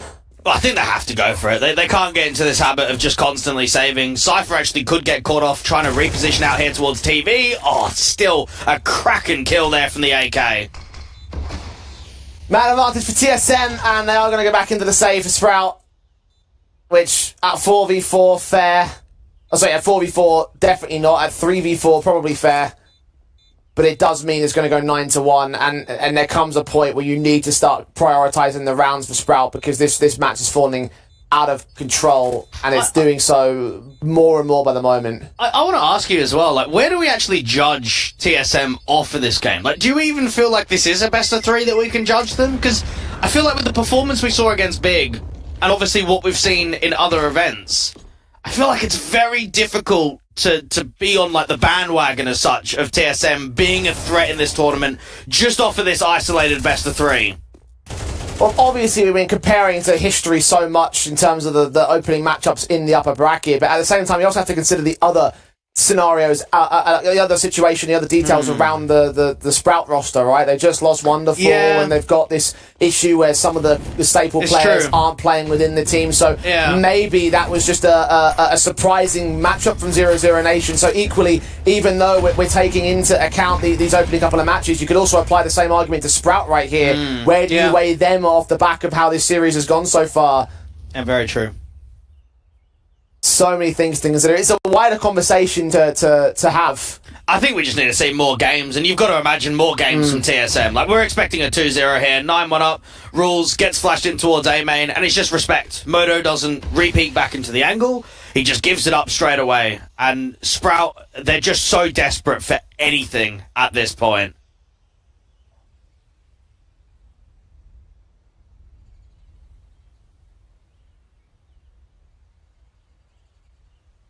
Minute to play with.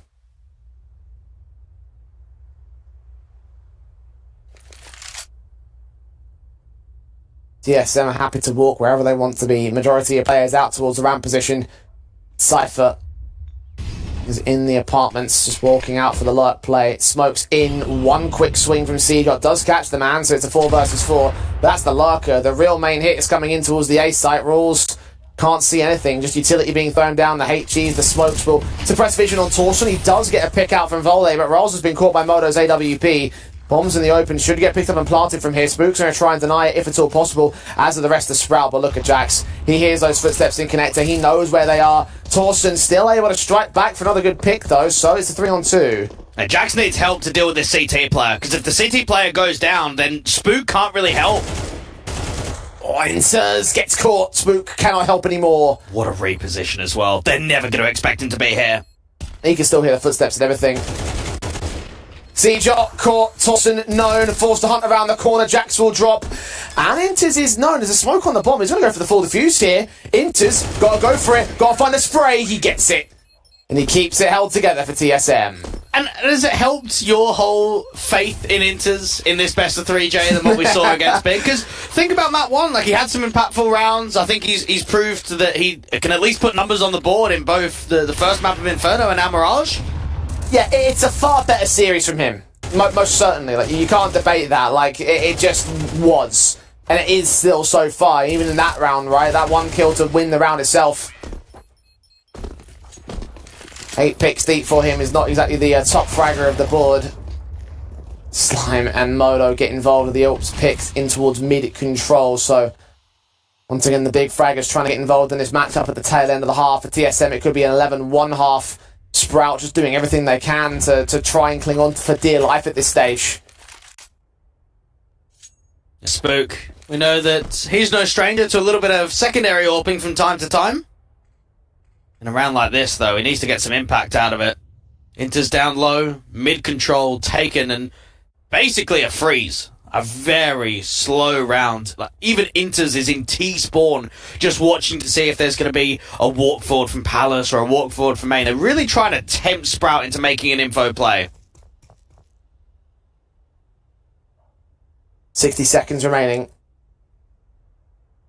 Spook is still watching the connector position, watching on towards short. Might see a contact shot. Modo wins the fight, despite being on that T side. Seejot Now alone on the defensive with no real close backup. He still gets a double. Looking for the triple against Inters. He's gone massive. Just like that, it's Jax now to clutch. A 1v2 to come through from Jax. I think we've seen similar situations like this previously.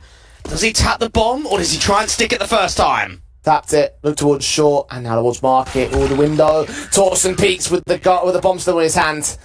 And the gun not drawn leaves a second for Sprout. A massive moment from Seajot, again for the Academy player. A 3K that shows that he's still got some magic behind him. Unfortunately, it's only yielded a second round for Sprout at the very end of their CT side. A 10-2 still remains for TSM. You don't want to be that guy, but unfortunately it doesn't make a difference in the series, does it? Like, it's a sick round, and it's a very good multi-frag out there towards B. But when you're down 2-10 at the turn and a half, it's just...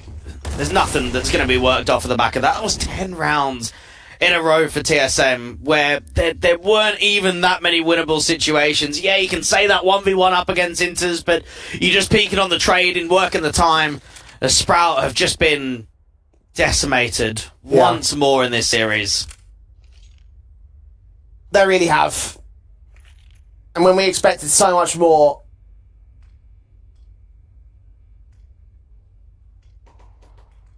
it seems their honeymoon phase has run out of this stand-in roster. Modo, 3 kills in mid. The USPs are ripping them apart even more, so not even any contention for the Glocks. Bomb dropped up at mid. Seajot known to the CT side. Volde will fall to his hands.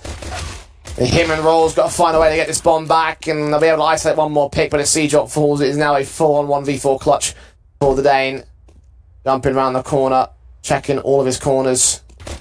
All that short and the sniper's left position, but swing upon by 3 individuals as he goes down to Inters. His own 2K. Modo's triple in mid, however, very impressive, and TSM find the pistol. I think Sprout need a force buy here. I mean, you don't really want to be playing for overtime. You've got to look at the scenario and say you've got to give us any opportunity that it comes. So force buy up. Here's another look at some of those taps. Jiggle facing in. Yeah, nicely done. Very nicely done indeed. And they will be going for the force buy as well, Dweg. 12-2 comeback seems a little bit silly. So does 2-11, but you are right. Just It's a little not bit less much of a silly. Like a difference. 5% less silly. Well, look, at least if you can get a bit of momentum going, you've got that buffer room, as opposed to having momentum going and then losing to a silly 3K and then losing the match from there. Which is, look, it's not much of a better situation to be at, but at least a better situation to be at nonetheless. And at this point, you can take it. Yeah, for Sprout, an opening man advantage is going to be key with this mid control. Trying to upgrade to a stronger rifle. A lot of map control actually gained towards Connector. It's being watched from Moto with the AUG, though. He's got Spook. Back's hearing footsteps. Not quite ready for Seajot, perhaps. Torsten, in fact, is the man to get the kill, and now Moto sees what's going on. Bolde has got a pick on rules, but Torsten isn't done. A 2K to the Deagle. The bomb plant be secured. Yeah, Inters is still very deep out here to the short control. Cypher is waiting for the overextension out for Murderhole, the scout, winning that fight somehow. Advantage Sprout. Slime's going in for a little bit more. Inter's going to get forced back out of the ladder room, and Volde is going for the save. What? This is what I'm talking about, Dwayne. You get the force by win. You've got that little extra round to play with. An all-important third for the Sprout side, one that was absolutely required here. TSM still losing players. Volde will not escape with his life. Inter's only barely so. Very surprising set of affairs. I don't think we were expecting that. No, I mean, Cypher had that handwritten. Smart, what we see, what was it, Slime coming through with the scout in Murderhole. I mean, geez, that, in that kind of range, with that kind of weapon, I don't know how that's happened. Jeez, what a shot! Christ! Yeah, I mean, you'd imagine that it would be quite nasty. That's a pixel flick if I've ever seen one. Lord on high.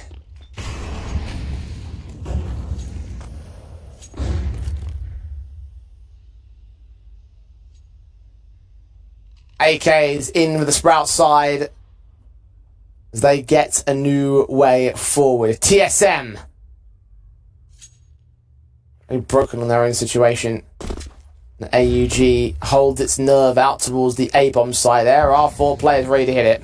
Yeah, I'm going to see and foresee a multi-frag here from Inters. That AUG up there in triple is in a really good position to do mass damage towards ramp.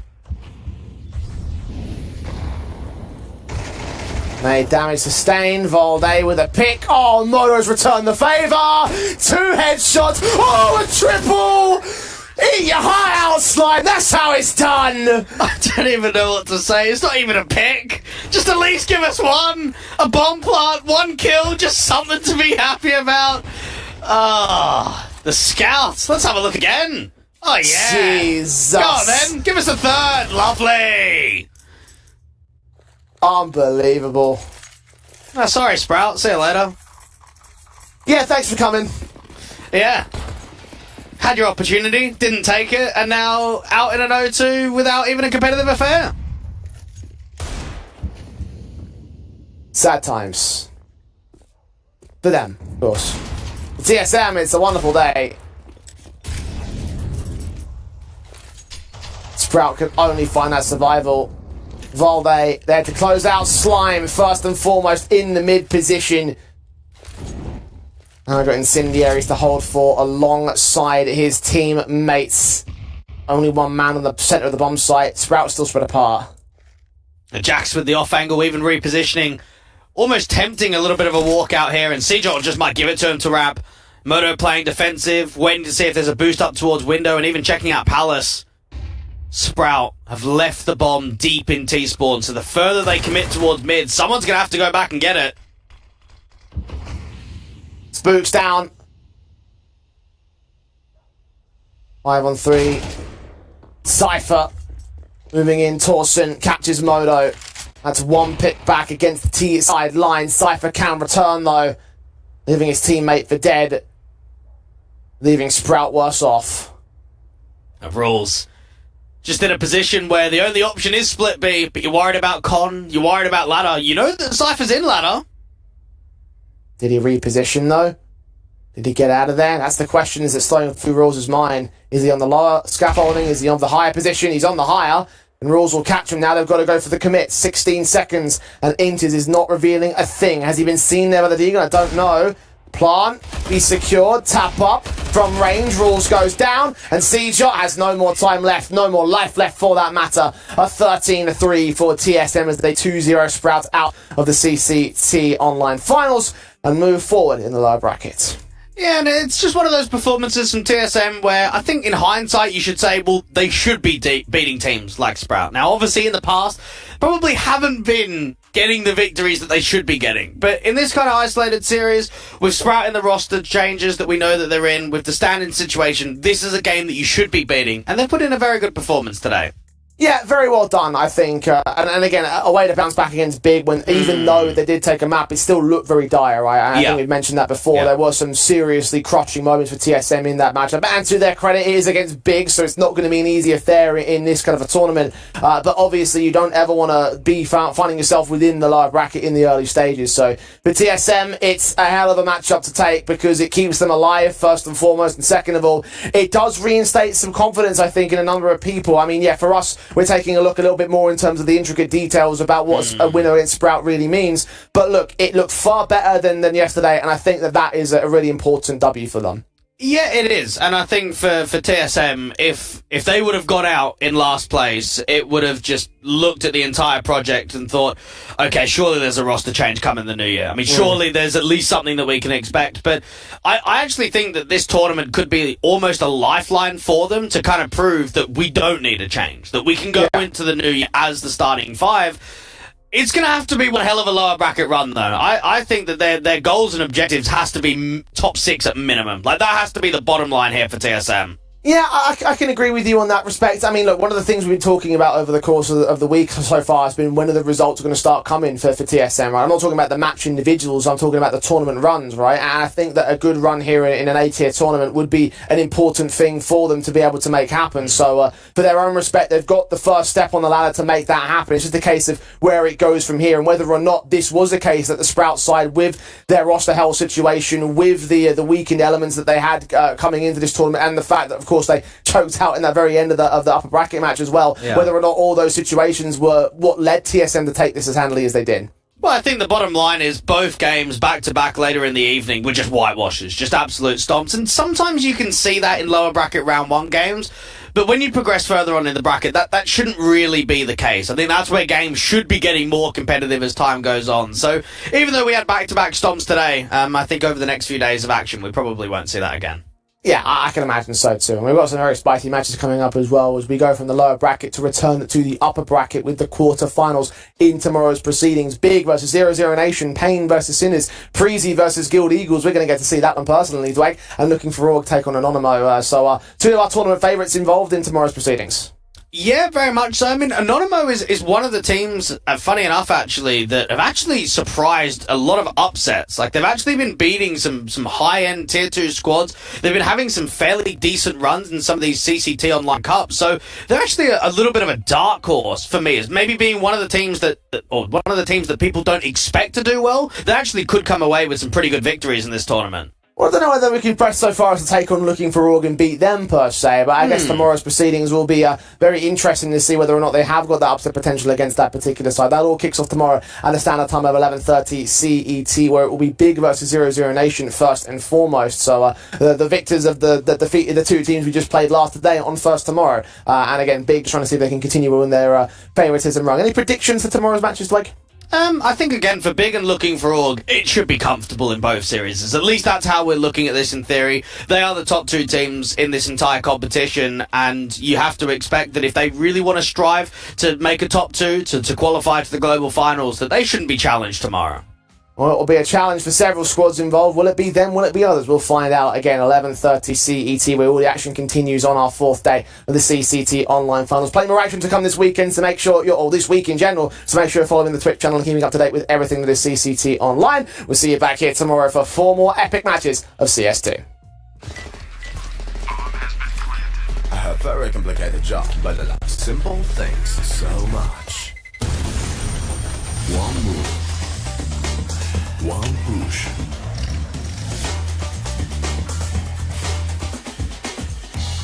One touch.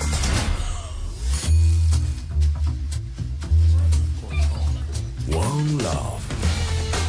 One click. One XBet.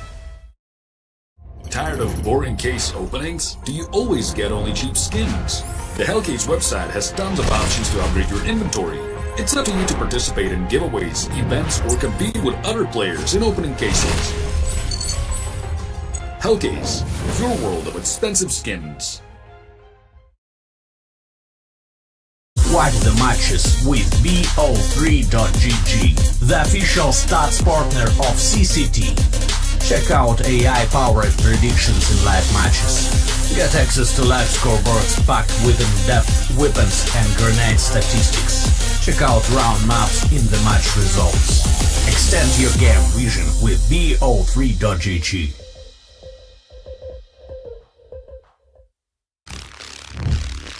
Yo, what are you doing? Exhibit. What do you think? I'm a paperclip?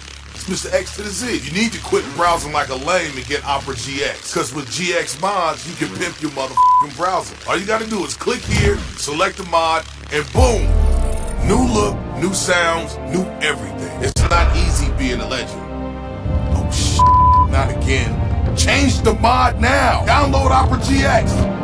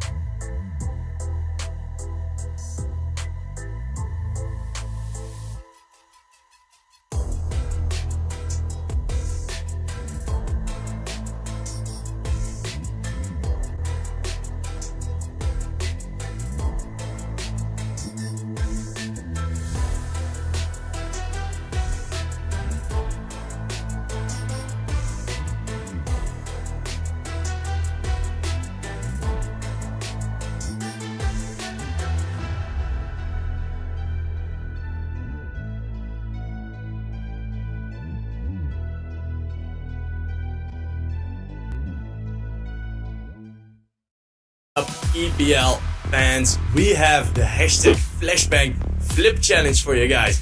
Can you flip your flashbang better than Regan just did on the video above? Then you can enter our competition. Make sure you send your video with the hashtag Flashbang Flip Challenge. Post that on Twitter and you can enter. The top 3 attempts will win some beautiful skin prizes. Before the 19th of November, make sure you post your clips on Twitter at the hashtag Flashbang Flip Challenge. Let's do this. Show us your best.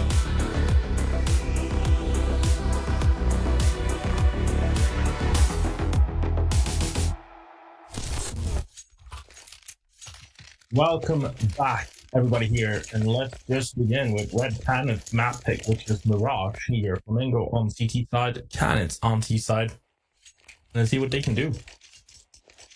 Cannons running through on Ancient here, 13-1. Let's see what they can do on this map here. If it's Flamingo, they can probably give up come back to the fight again.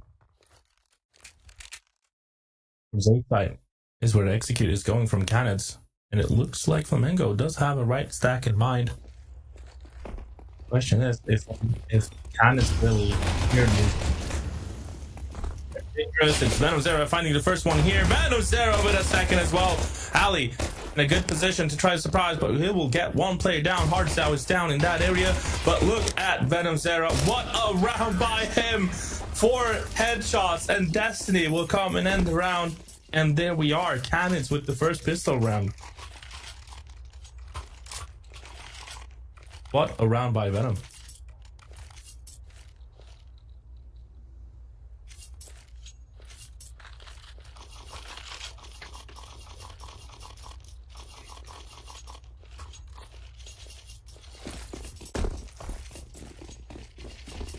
Back into the game we go. A full eco by Flamengo, and as they have their full eco, they were just going for a stack on B side.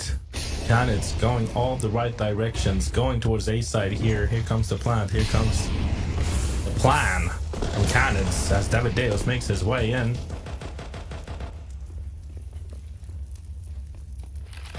Great settle display here. See what Flamengo can do.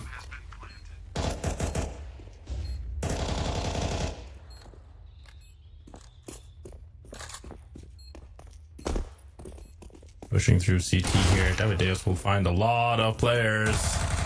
Goes down to the second. Here comes the rest of the Cannons gang, and will surely close down the round. Nithon goes down as well for Cannons, but nothing more than that really.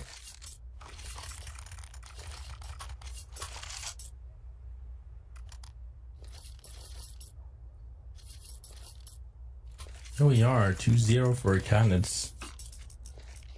Flamengo in 2 maps, only winning 1 round so far. Still, it's a little bit early coming into this one, but wow, Cannons are doing a great job so far. Rifles up in this battle. Let's see if Flamengo could answer back and maybe get an entry.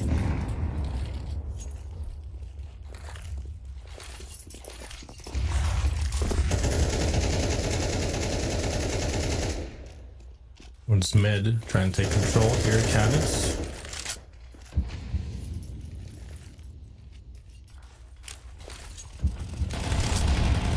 As they do that, it's a push from the Flamengo side, trying to take back mid control, and 3 frags thrown in.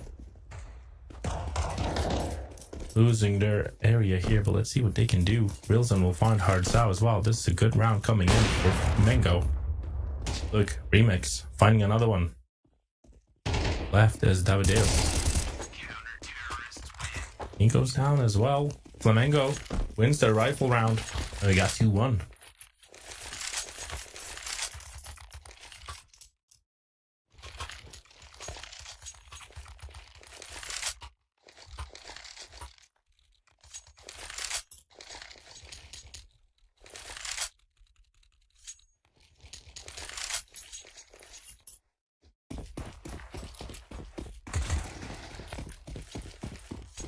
So 2-1 on that scoreboard. Let's just see what happens here now.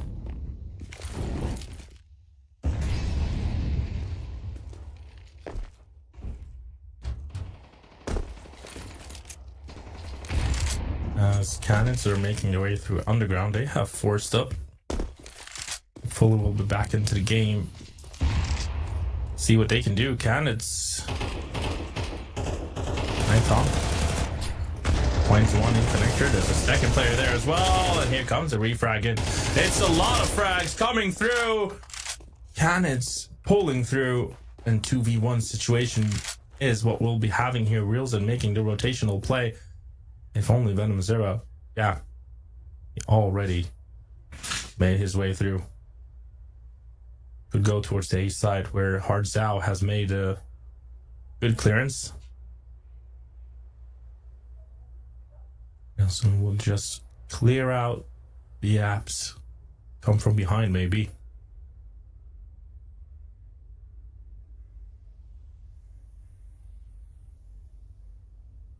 I need you to do me a favor and say Krusty is the GOAT. Swamp is an air baller. And too nonchalant. There you go. Plan coming through. 2v1 setup.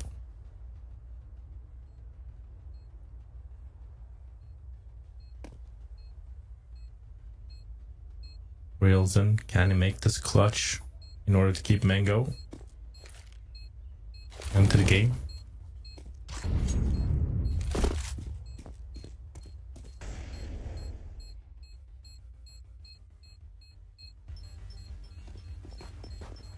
Yeah, it's 3-1. Cannons takes the lead. Wilson doesn't go for it. Makes the save instead. How often can casters respond to chat? As much as they want to.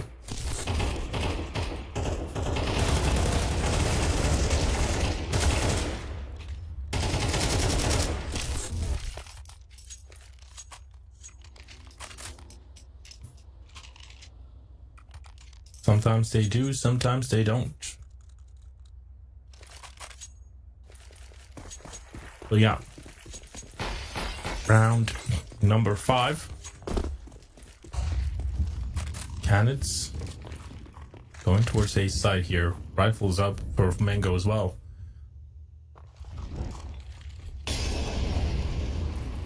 Good execute, maybe coming up here. Reelson behind under shadow. Oh, does get mollied, but will get a kill. Frag comes through. Hardstyle will find another one as well. It is Hardstyle going down to a refrag from Ali. Ali making it out somehow here. 2 HP left. Sorry, with 4 HP left. Maybe 3 situation here where Ali has a good point.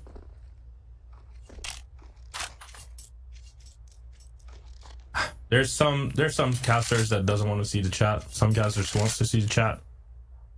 I'm a little bit active as a mod as well. I ban the spoilers when I can. And I ban some toxic people as well, but I'm mostly a streamer, and the casting is like a second job. Oh yeah. Round number 5, and they're making their way towards A side. This is probably a good showcase of how good cannons are. I mean, they just backed away, giving a little bit of space. Then Remix comes in here, does a great job getting that kill though. Plant is coming through. Important rifle duel there. Venom Zero wins that one against Ricoli. Ali will get the kill there. That's a huge one from him. And now it's up to Destiny in a 2v1. Both players are low though. Destiny finding 1. Destiny finding 2. And what a clutch by him. He gave you a bad match? I just take the matches I get.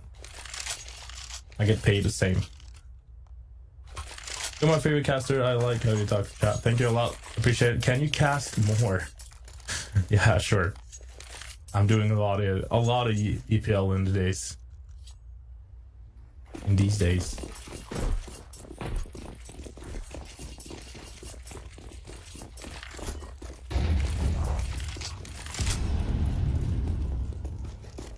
So a full stack on B by not a full stack, but 4 players stacked up on B side.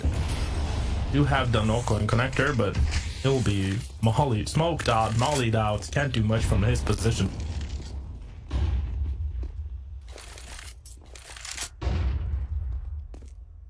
As they're pushing through towards the B side, this can be dangerous. This stack could be good by Flamingo, but it's Nightbound, Venom Zera getting those kills, Destiny as well, and that's, yeah, they end this one just by killing them. I mean, even if that was a stack by Mango, and it's pulled through. Then you're making your money quick.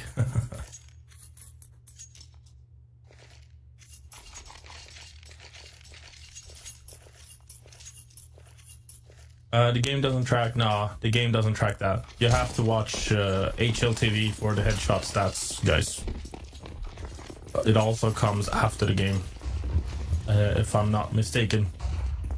Or else you can just count it. Let's see. 5-1. Rifles up for Mango. This is their opportunity to get around, maybe. Let's see what they can do here. Yeah.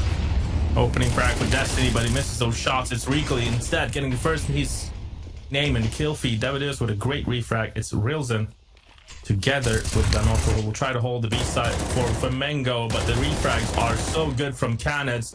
Ali opening it up, Danoko as well. But here, Hard Sao in a 2v1 clutch situation. Can he make? Nope. Sorry, he can't make it.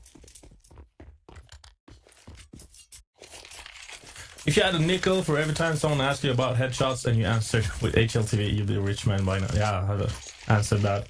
How long has we've been live for 4 hours, so yeah, maybe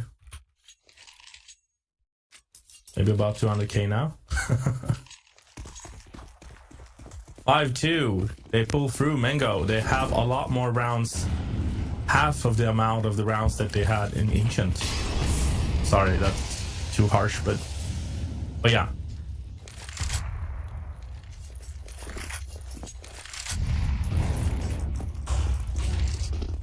Let's see if Canids can come instantly back into the game, or if this is something Mango can start something on. The momentum that Canids had, the confidence and the playstyle has not been well for Mango.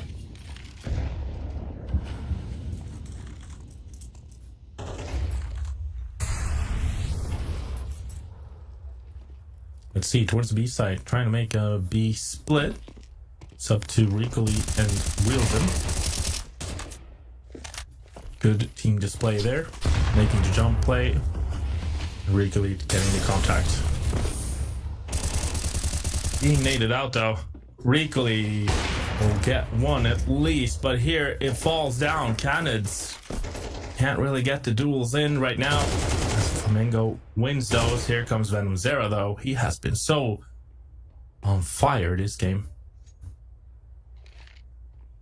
He's making his way here. Venom Zera finds another one. It's a 2v1 now. If he gets this frag as well, that's a good molly. If he gets this one, that's a possibility as Remix against Venom Zera. Just goes into that scope. What a possibility.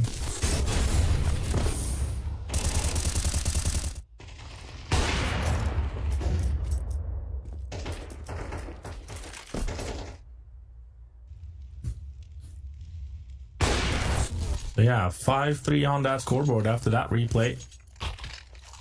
And what was so good about that 4v1 really is that Venom Zera took a lot of their players down, keeping down their economy. They're still struggling here.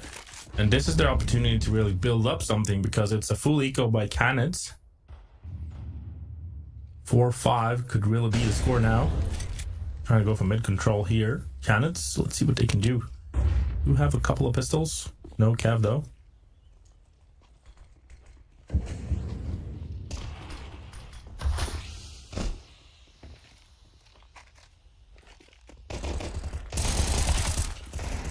So Recally pushes through, he finds the first one there. Gets another one. Recally just getting these echo frags at the moment. And Danoko jumping in the kill feed as well. But yeah, they gunned down Recally. Sally will push through. We have 4-5.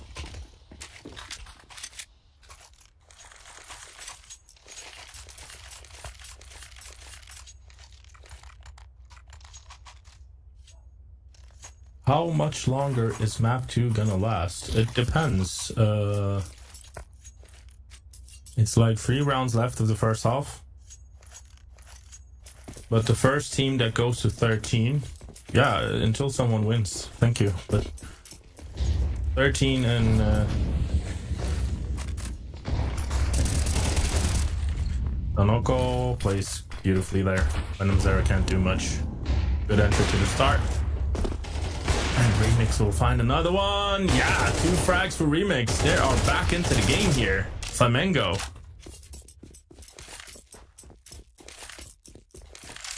Surprising candidates here a lot. And getting a lot of timing. Davideos goes down as well. Now it's just Nikon left. But he goes towards the east side. That can be a great play for him. Do be getting that plant. Really make it. Gets the kill on Ali. And he has an opening. Oh, goes down in the end. And we got 5 rounds for Flamengo.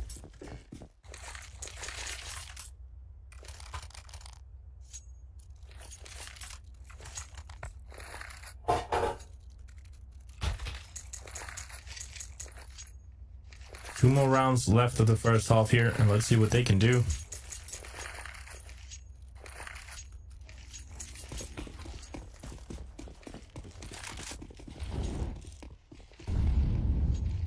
Going towards that A site now. Cannons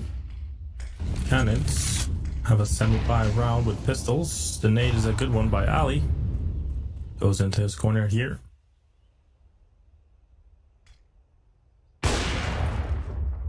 Remix finds another one with that off. That's a huge display as Ali pulls another frag there, but Danoko will help him through it with the trade and find another one there. Just one player left. Hard's out.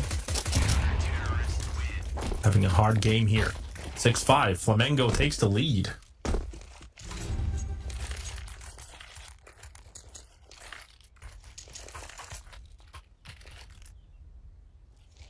After going 13-1 on Ancient, Canids are now losing to Flamengo on Mirage on their own map pick, 6-5.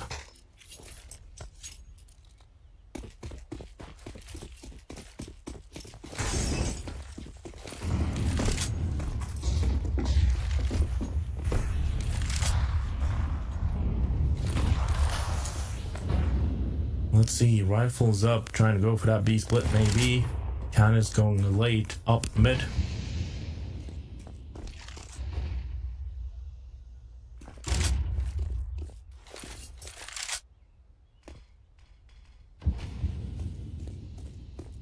See here, as they're taking mid control right now, Canids. I believe they're trying to go towards that B split. Davideus has a player close to him. Can he pay attention to that one? Yeah, he does. Great reaction from Davideus. And he finds a second frag he also finds a second frag, and now they can push towards the B side here. Remix will find Venom Zero, though. That's a good frag coming through, but is Ali known? No, his position is not known. He will get a frag. He will try to get another one as well. Is that possible for Ali? And it is! Ali, what a round by him. Making this one a 1v1 against Davideus. Good nade coming through. Can Davideus... Yeah. Remix holds the defuse. And we got 7-5. What a great first half from Flamengo. They just come back into this one. Canids loses momentum. And momentum on Flamengo's side. Look here. 6 rounds in a row for Flamengo. 5-1 was the score. Pros don't fake. Exactly.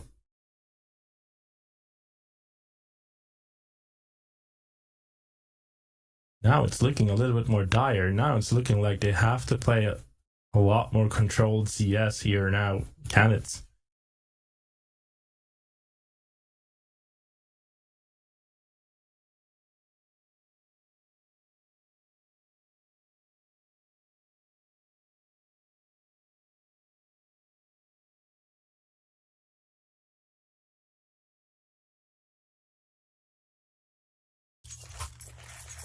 But yeah, pistols are up.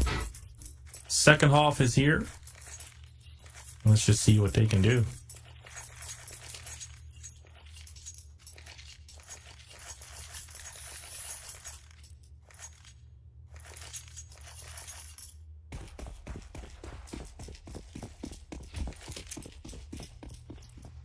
Towards A side, Mango.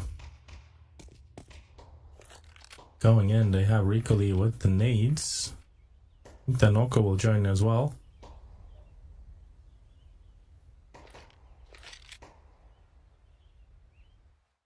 All about that first contact. Now let's see who will get that one.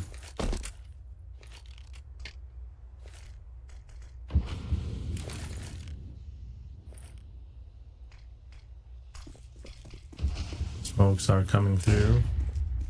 There it is. Can he get shot through? He does. Wilson goes down in that area. Flash coming through here now. Abadeo's being low, and they're trying to take CT control here. But let's see. Full stack from the guys of Canids. And they get a kill as well. 5v3 situation here. Danoko has to pull something here. Get a couple of frags. He gets one at least. Remix finds another one here. But Remix will be going down, and Venom Zero, what a round by him. He finds the 2 headshots, gets the defuse instantly. Holds it here as Ali can't do much in his jungle position. Nython gets the last kill, and we'll be having a round for Canids. Pistols coming through.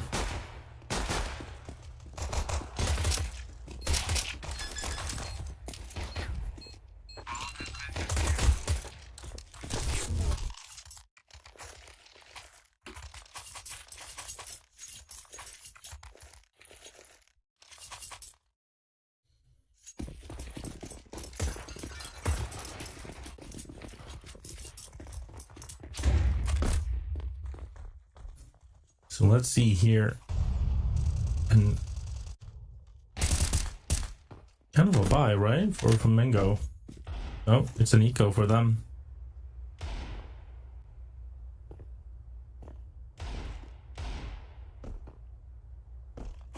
I thought they would be making a buy, but nope.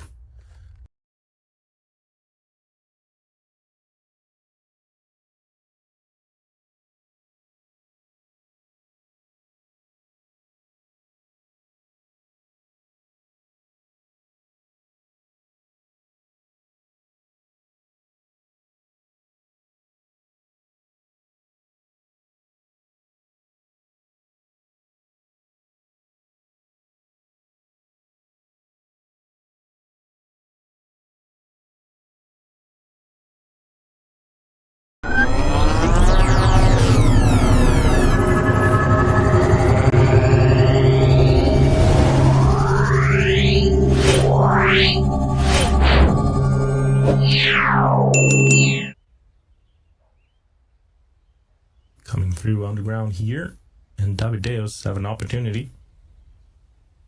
Maybe. Or if it's Ali with the shotgun there. Nothing more than that, really. Almost an instant refrag, and Destiny get that kill.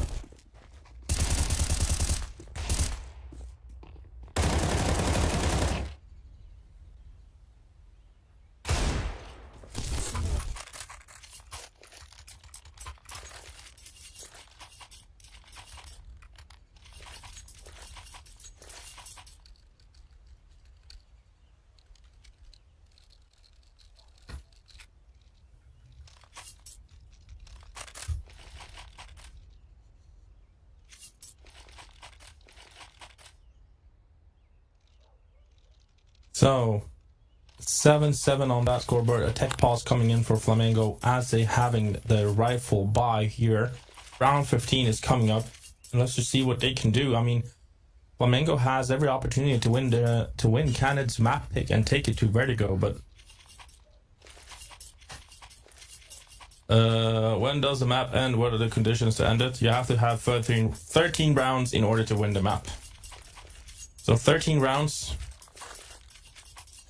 and you have won the map. It's the best of MR12. They changed that going into CS2.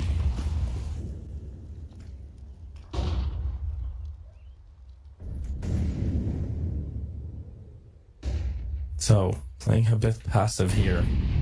Flamengo, waiting for Canids to make the first mistake.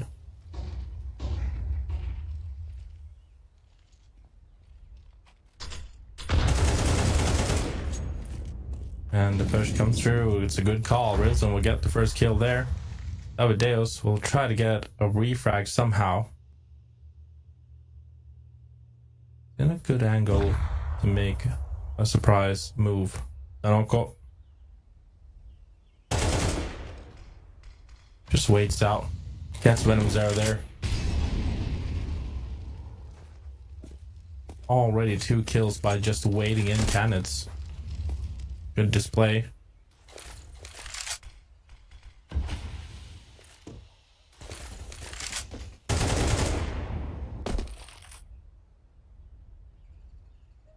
Here they come. Davideos finds 1, nothing more than that. Goes down to Rilson's refrag, and here they can go towards the A side here. Rotation coming in from Hard Zao and Nithon. It's a 4v2. It's looking like a round for Flamengo.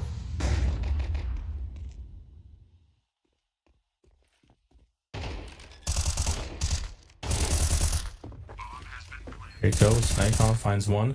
Nithon finds 2. This 4v2 could possibly go for Canids as they're pulling through this. Wilson is quite low on HP as well. Danoko is low as well. If they find Rilson here, this could be all over. Yep. Finding that frag as well. Trying to get the kill, but Hard Zao will get that one, and what a round from these two guys. What just happened? A 4v2 where they win this round here. They take out the 2 players, and what a display from Canids. Nithon finding those 2 kills really made that one. And then damaging, who was it, Danoko on connector.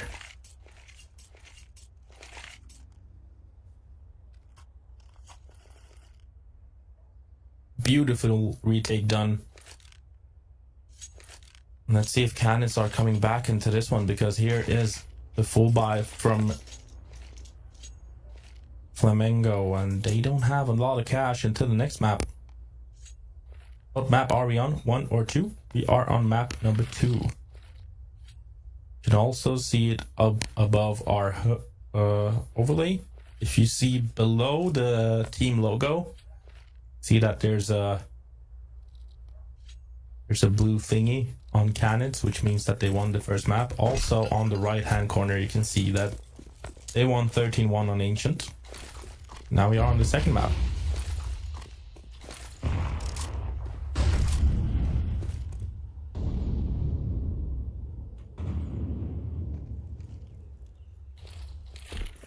See here, towards A side they go, Mango. As they're pushing through, Destiny will be caught up here by the utilities, really. Davideos finding 2 kills there.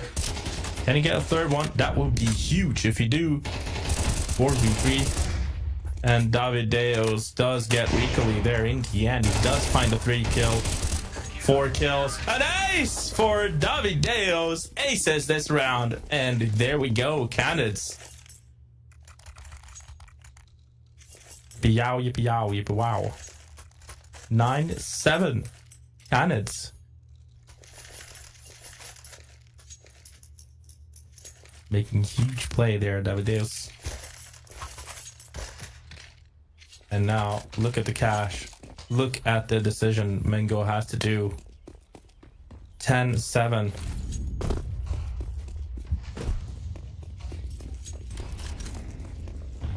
10-7 on the scoreboard. They do have a couple of pistols. Maybe they can make something work out of this one. But look here, Nithon. It begins with an entry. So good at the moment. Destiny will just pick them off one by one. Almost one by one. Reelson goes down there at least. Destiny, yeah, he keeps it up together with Hard Sow. Battle of Mid is done. Ali's left on the A side lurking up. See if he can get a kill or two. Davideus. The monster, the beast from the last round. Oh, gets the timing on Ali.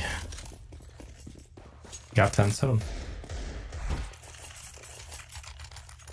Why they all camp though? Who's camping?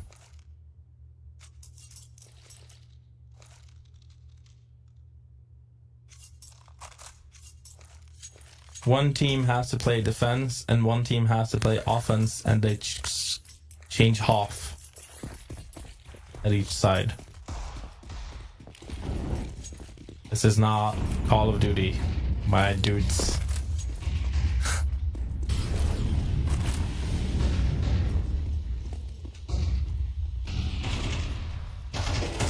Danoko finding the first kill here. Hard Sow making a refrag, Recally trying to fire it back.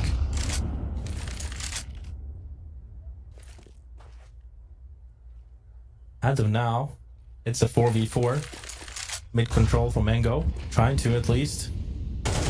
And it looks like cannons are just giving this mid away and trying to push B apps. That's the decision they're doing here, and that's an unpredictability that Mango possibly can't see coming. Look here, Venom Zera finds one, finds two, gets the bomb as well. Round is over, 11-7. I mean, it should be over right now. They do have the bomb. They do have a 4v2. And what a way to do it. Reelson missing those shots, but still. The unpredictability by cannons really wins them the round here. 3v2 situation though. They find the frag. Do they have the time to get the bomb and go to a site? Davideus is locking them out towards that A side. They don't have the bomb yet as well, but it looks like a save from the Mango players.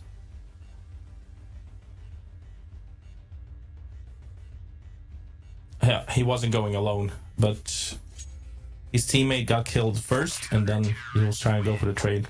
Davideus. Oh, that's a huge frag. AVP won't be saved by Remix. Also losing all the cash. Look at his cash now. 250 left. This caster's really tired? No, I'm not tired. I'm not tired. I have been hyped, haven't I? I'm also gonna stream later.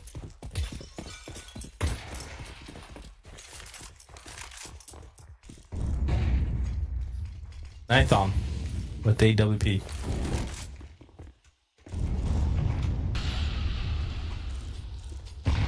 Nothing connecting here yet.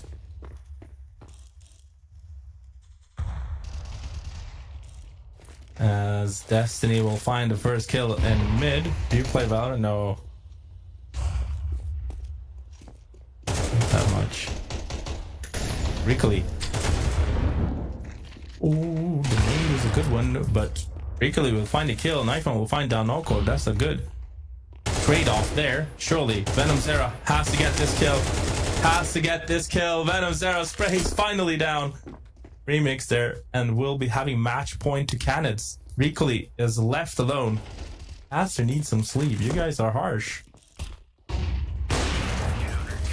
As Nithon will find the last kill, we got 12-7.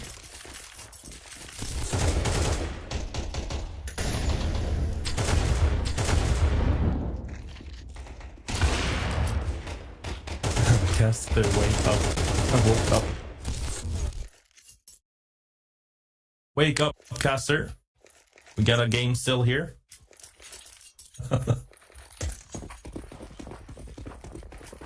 See if I can make something here. You guys ready?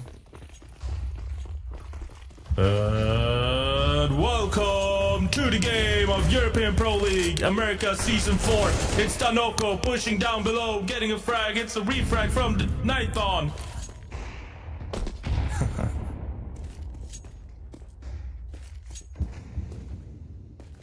4v3. And it looks like Canids can win this one. Destiny getting down Ricoli. It's a 4v2 already. Davideos finds the spray in. Remix goes down. It's just Railsden left. Caster on some Swedish snooze. Nah. It's just the fight really. I mean, we haven't seen Flamengo winning a single T-side round, if you understand what I mean. Railsden finding one. It's a 3v1 situation here, but can he do anything? Because they haven't been able to do anything here on their T-side. Been locked out by cannons.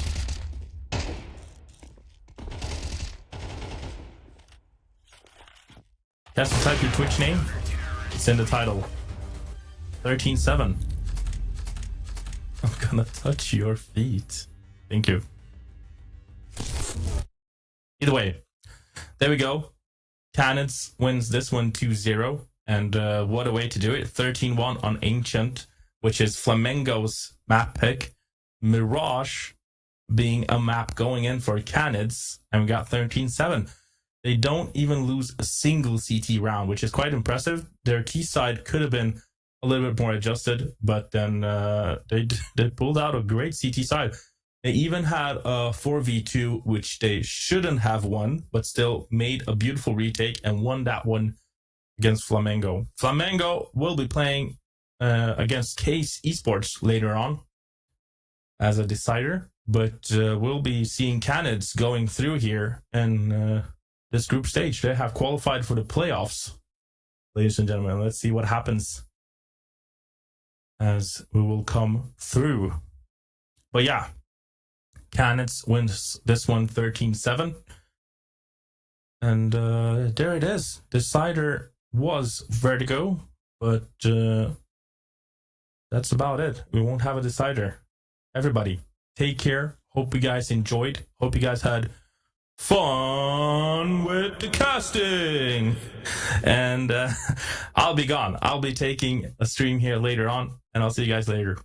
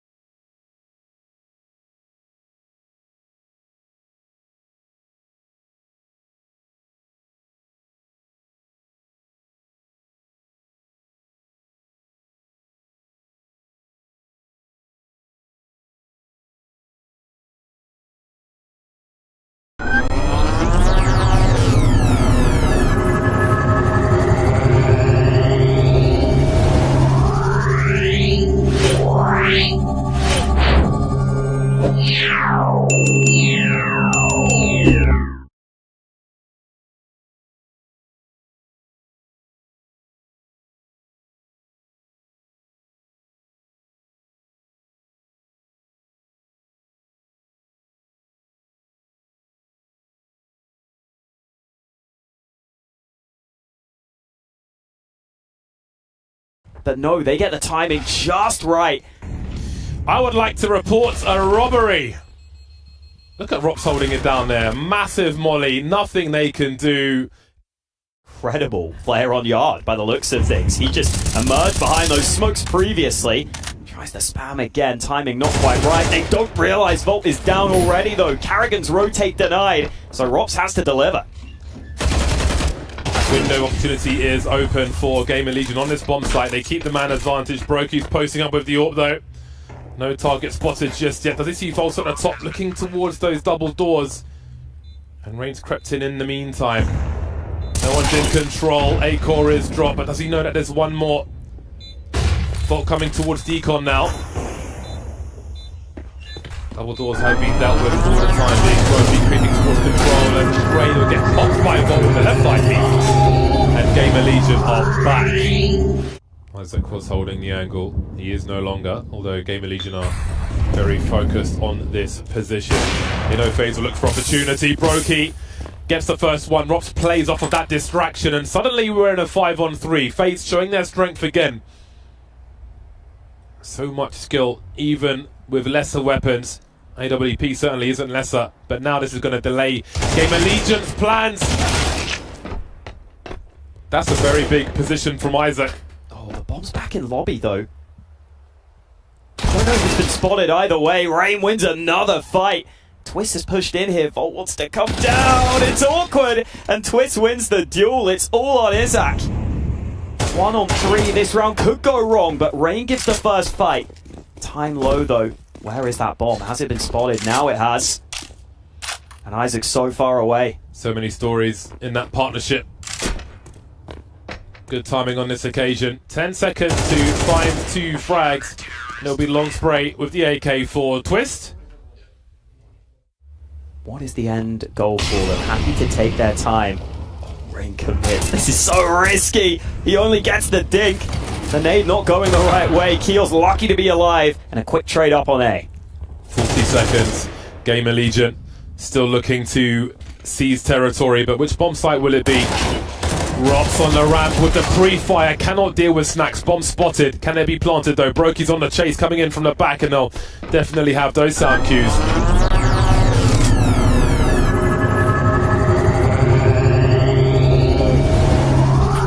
Okay, so here, we're gonna get pistol. We're gonna rush B.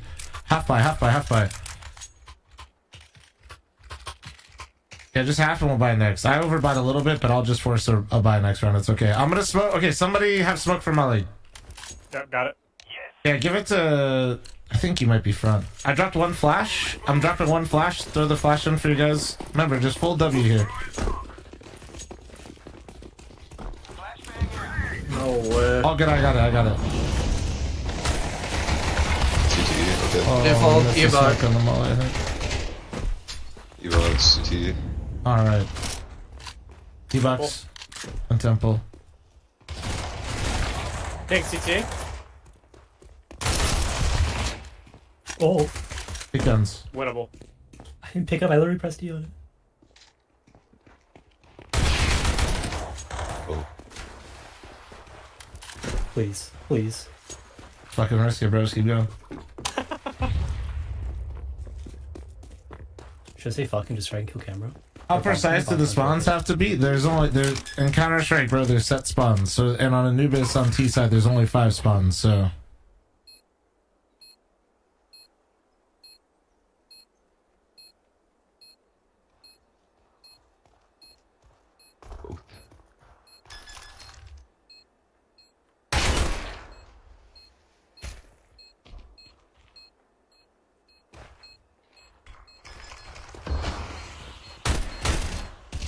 Oh shit, is he gonna do it? No way, right? 4 bullets.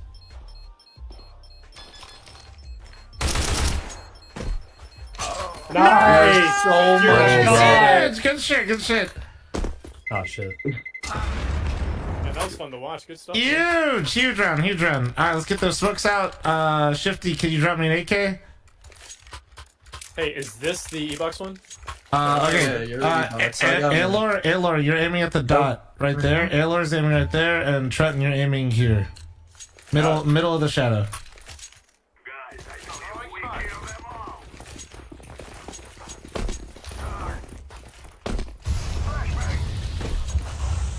Good push for you. He always pushes it with a flash. If he flashes, he's pushing it. He's close to me.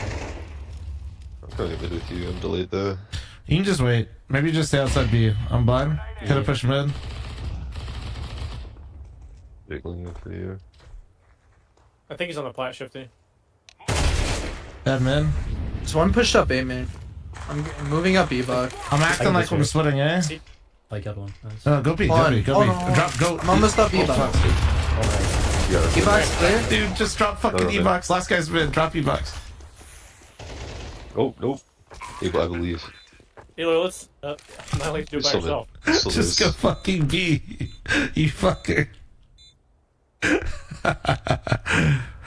I told you to leave. You just stuck around. Then you get into a fight. Then I try to fight for you, and I fucking die. That's him. I think it's heard him. Running towards our spawn.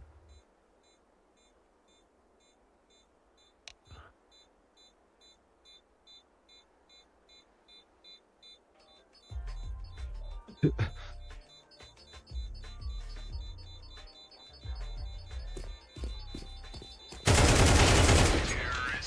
shit.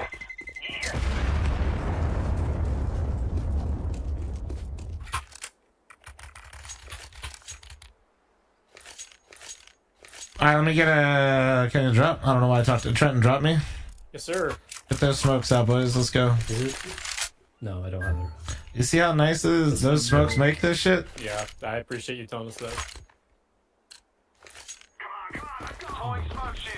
Squishy bro, thank you again for the 10 gifted, man. On some real shit.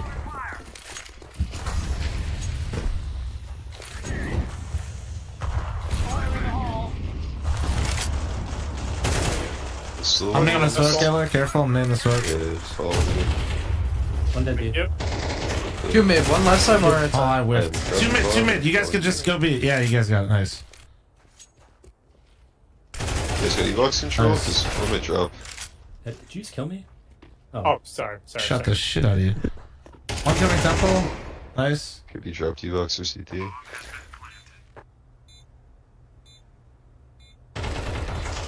Oh, what a spray on me. I was so blind, I thought you killed me. Sorry, Shifty, I forgot this is a Mythic thing. I haven't played Mythic in years. Or like 2 years. You guys like the free-to-play week, though? I think it's a good idea. Yeah, I appreciate it. Very good idea. Yeah, been trying to get it because I feel like it's good. I just feel like a lot of people like just started trying Premiere or like other key. You know what I mean? The only thing I don't know the price. We has had weapon skin though. We're gonna pick. It's gonna be like around $1,000 total, like for prizes. No E-box smoke, no E-box smoke. Okay, all good. Yeah, we just have to go pick the skins. We haven't picked them yet, so that's why we don't have like an image. You know, so. Oh, one more E-box peek. I can't spray, dude. I got the bomb. This We one can try to flirt with A if you want. 2A main, 2A main, 2A I'm main. getting phone probably. 2A main, 1 E-box. Flom, are you pushed up mid? Yeah, hold on. Alright. Try to go In A. control. Fuck, they came back. I should. There's 2 towards camera right now. 2 camera. It's probably both the aiming guys then. Yeah, I'm whipping you a little closer and we'll take it. Thanks. Just to the right side. Hey, can you guys pause for me real quick? I'll be right back. Sure. But this. Yeah, dude, I fucking knew this on the left. What am I doing? Nice try, nice try.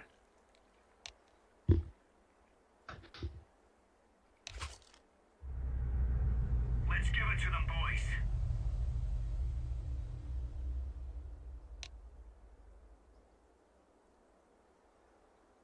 Pause.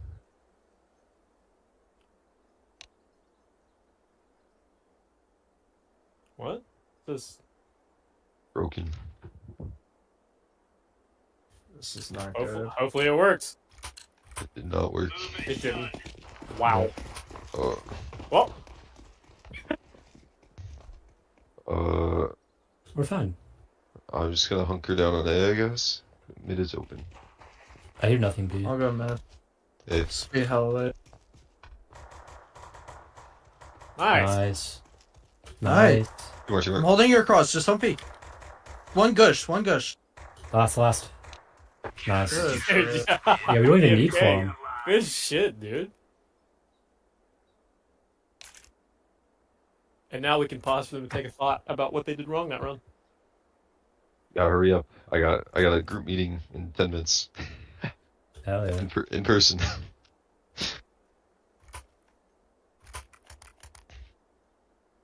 Yo, great round, guys. I heard all of it, so that's good. Nice job. We were pausing. Wait, was it me Did not that... work. Wait, what happened? Is it because... Tried. You guys not Yeah, using the pause. command, or... It Pauses doesn't doesn't work. pause. Yeah, it doesn't pause that current round. It pauses the next round. Oh, really? Okay. Honestly, I'm just that good. I motivated you guys, actually. You're welcome. Who popped up? Was it Shifty? No, TMK. TMK. Yeah, had a Okay, fucking shit. sick hold. A side is closed.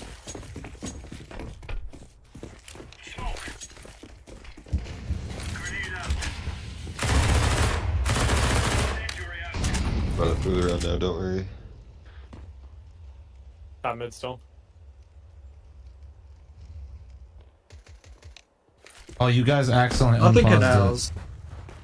Yeah, that's it. Oh, we paused and unpaused. it. Yeah, that's what happened. Well, we tried to pause. Yeah, canals in full clear. I didn't push through A it. is clear. Close mid on me. I'm gonna die. Canals, Close mid. canals. One more. Fuck him up. One more mid. Last guy's close right mid. Close right mid. Nice. Nice. Gotta win these too fast. Just play how we normally play, because we're playing well, so don't worry about the speed of it. I heard what you said, but if we just win clean, that'll get us out of here the fastest. Yeah, that's true.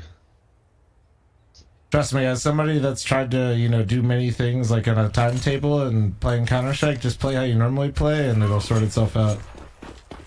When you start trying to rush it down and fucking speed it up. Yeah. Just unneeded deaths. By yourself, Shifty. I got blinded. I blinded myself. I'm down canals.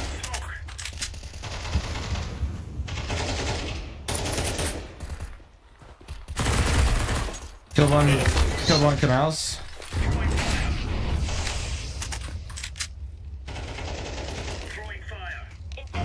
There's one in A, man. I'm gonna resmoke B, man. I think mid. Still top mid. Resmoking it.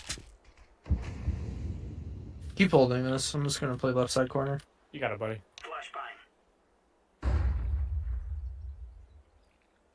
My flash. Bomb in mid one. Fuck, really, I'm dude. scared. B main smoke's about to dissipate.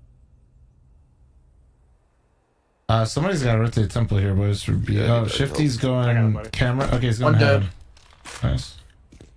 He was T He looked like he steps. was rotating. Yeah, he looked like he was Careful rotating. mid. You guys should peek mid together here. Ready, TMK? Yeah, 3, Doing it. 2, 1. Hey, don't overfight. It's good. Nice. That was not the mid guy earlier. Careful. Careful sides. I'm holding B main. I'm getting on site. Just spot mid. B main hit 60. Oh, way over there. Fuck, man. Both. Oh, I'm okay. Take your time. The triple temple. They just went temple. Is planning for CT. Might push CT. You can probably boost on my head and be able to get it with this. No, he'll hit his head on the railing. He can't boost. Oh. Just wait. Just wait. Nice. Last guy hit 60. Smoke's blown away and Smoke's still up. Don't come out of your box. Yeah, just wait again. Yeah. gone. Nice. Good job, guys. Good job. Yeah, right there. Just look what pay attention a little bit more to the mini map. You guys cleared mid, and you had two towards A, and then one more person was leaning towards mid. Get out of mid, and whoever was temple, you should have gone back to B. Let the A guys worry about the late mid. You know what I'm saying? I don't remember who was here, but Yeah, that was me. I get rotate a from spawn. that's all good. I'm not trying to play. I'm Yeah, just yeah, telling you. want- Just stay yeah, mobile right there. A1S, please. Two players alive. Oh, You know wait, they're hitting a wait. bomb site, right? And you just cleared mid. Yeah, no, it makes perfect sense. Fucking mid. Oh, okay.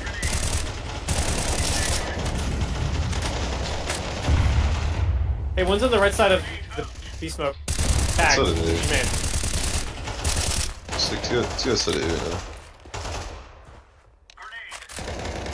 now. Right side of B main smoke, good. I'm I'm gonna resmoke it. resmoking. Oh, okay, you got it. I'm One still outside mid. A. Yeah, one was outside A also. Maybe two.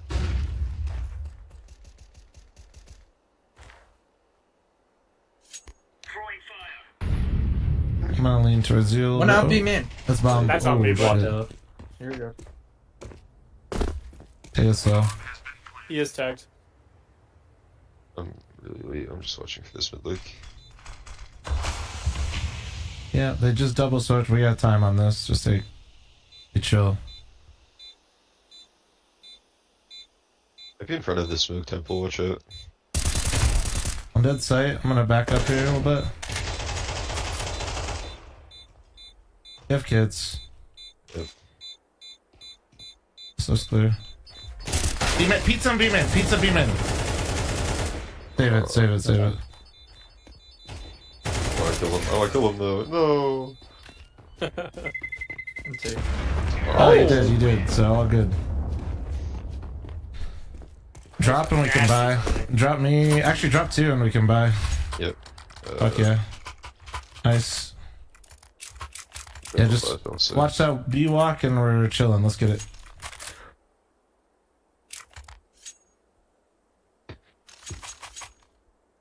He's so sad. Should host a Mythic tournament. We have it. We were going to. We were literally gonna run a Mythic Cup during this week, but it's just so hard, man. There's so many events and not all the teams are here. It's just fucking an ass. Tanked outside canals behind the pillar, buddy. On A. On A already. Just ran through a Molotov. 2 of them are hit to 70. They mod camera. They have 4.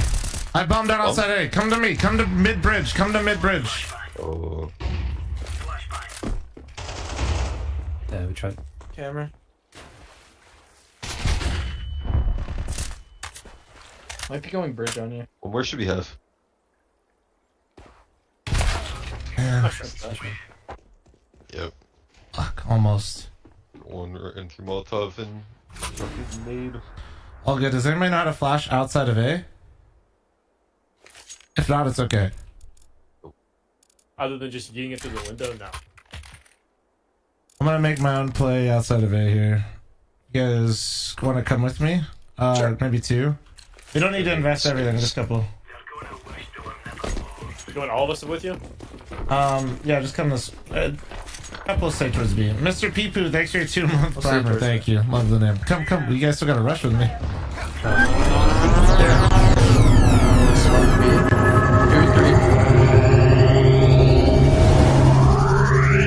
Onto Rops. Aggressive angle, but he's not able to win the duel. Acorn ready for him. And Gamer Legion find a flurry of frags and looking likely for a T round here. Fantastic start to this one. Need to group together and secure a bomb site now. Otherwise, FaZe may find their way back into this one. Jumping onto Carrigan, doesn't get any of the frags on this occasion. Bolt keeping an eye and catching Rain. Early frags for Gamer Legion. They build and build, so they've broken the curse as far as these T rounds are concerned in overtime.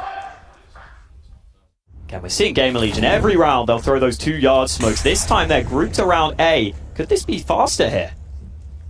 They're out through door already. They could try and explode.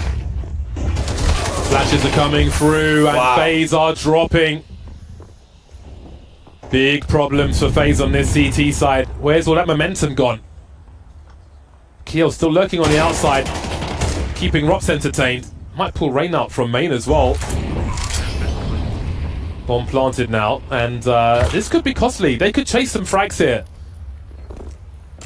Baroka's only got 1250 in the bank. Going for it with the AWP and being denied, so this does not bode well. Gamer Legion. This is a very entertaining game of Nuke so far from them. Not about how you start, it's about how you finish. And the way this is going, FaZe might be finished in this overtime. Yeah, it's come out of nowhere, but they had those players out through door. Just a quick flash play into A. Not enough resistance from FaZe. And I think there are at least 1 or 2 economy issues for FaZe. As you were pointing out, it could have been a problem. FaZe think they've got an extra man. Sneaking one over to have another look at the outside, and Broke's going to have a nasty surprise. So many targets swinging and miss from him. Spots the bomb, can't swat him though. It's going to be a 5-on-5 retake. It's looking like a Snacks awaits Brokey. Make it 4-on-5 then. Bomb planted. Carrigan trying to creep forward, but Snacks disappears into the smoke. Isaac having a look towards the ramp. A great snap onto Rain. FaZe fought back, but they may end their CT side with nothing to show for it. After a sweep in the previous overtime, Carrigan fighting, looking for that second one. Rox has to pick up the slack, but he can't. 3-0. 3 match points again for Gamer Legion, moving to the CT side now. Still left enough nades to sell presence elsewhere. Those 2 smokes go down on Yard. No nades there yet to try and deny. Instead of Molly, and Snacks already in secret. That's good info, and that's a good frag. He'll see that there's not much presence here now. Green is collapsing for FaZe! And it's down to Brokey. They line up for Kios, then the Orc cuts them to ribbons. And that's going to be it. Gamer Legion have done it. It's not about how you start, it's about how you finish. And they finish in style in overtime versus FaZe on Nuke. What a turnaround for Gamer Legion, a team who used to permaban Nuke. Snacks comes in and he brings them a win against FaZe on this map. And they had to grind for it. They had to come back in regulation. There were many gun rounds that were must wins, where if they lost them, they would have basically been done for. But they pulled through, even with some of those awful rounds going against them early. They stay strong mentally. That is a statement win for Gamer Legion early here in Sydney. Great way to come back to Counter-Strike. Welcome back, Snacks. Wonderful stuff. Comes into Gamer Legion. Spoke to him yesterday. He was confident. He thought there was plenty of opportunity in this tournament. Great timing in the return and a great result in the first match as well.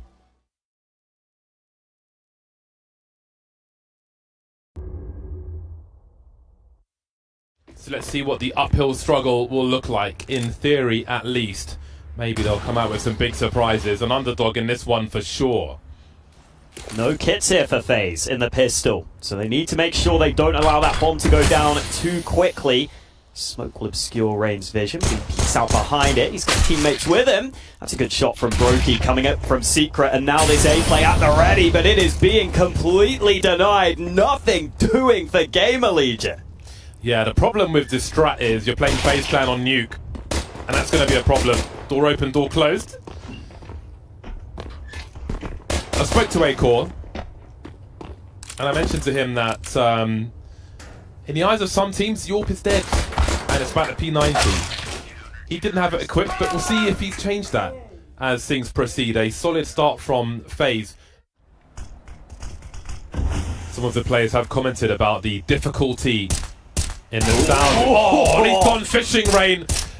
No chance to talk about a bigger picture when Rain's on the server. Quick reload and Snacks will continue down to secret. Very cheeky 5 versus 4. That man knows his angles, poking and prodding through the smokes. Brokey now dancing in that boosted position, trying to find a second. Got a lot of information for his team, and they still got a 4-on-3 as Rain tries to hold position. Volt fighting with that bomb in tow.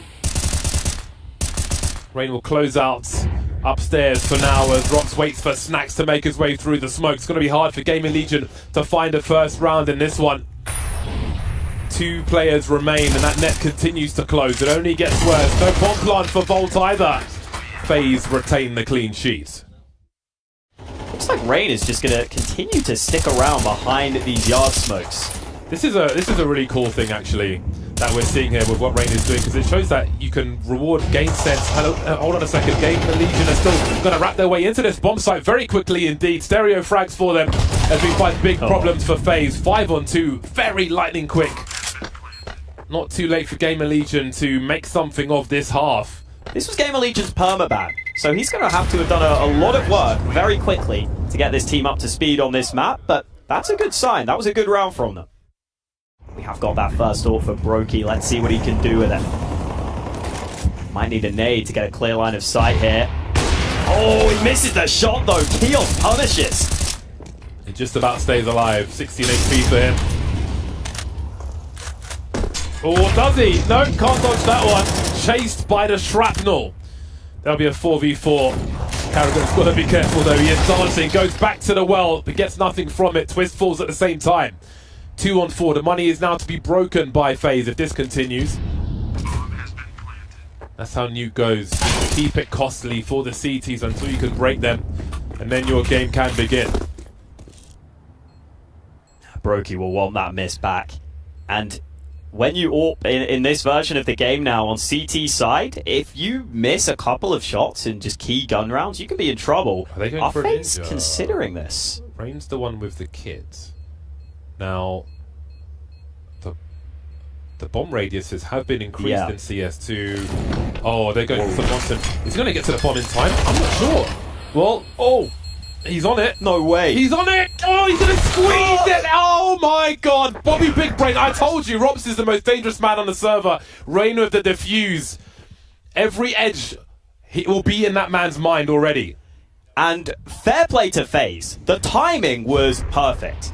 That's not always easy to do. You might want to go 1 or 2 seconds sooner. But no, they get the timing just right. I would like to report a robbery. Look at Rops holding it down there. Massive molly. Nothing they can do. Incredible player on yard by the looks of things. He just emerged behind those smokes previously. Tries to spam again. Timing not quite right. They don't realize Volt is down already though. Carrigan's rotate denied. So Rops has to deliver. Window opportunity is open for Gamer Legion on this bomb site. They keep the man advantage. Brokey's posting up with the AWP though. No target spotted just yet. Does he see Volts at the top looking towards those double doors? And Rain's crept in the meantime. No one's in control. A-core is dropped, but does he know that there's one more? Volt coming towards Decon now. Double doors have been dealt with for the time being. Brokey creeping towards control, and Rain will get popped by Volt with the left eye peek. And Gamer Legion are back. Isaac was holding the angle. He is no longer, although Gamer Legion are very focused on this position. You know, FaZe will look for opportunity. Brokey gets the first one. Rops plays off of that distraction, and suddenly we're in a 5-on-3. FaZe showing their strength again. So much skill, even with lesser weapons. AWP certainly isn't lesser, but now this is going to delay Gamer Legion's plans. That's a very big position from Isaac. Oh, the bomb's back in lobby though. I don't know if it's been spotted either way. Rain wins another fight. Twist is pushed in here. Volt wants to come down. It's awkward. And Twist wins the duel. It's all on Isaac. 1 on 3. This round could go wrong, but Rain gives the first fight. Time low though. Where is that bomb? Has it been spotted? Now it has. And Isaac's so far away. So many stories in that partnership.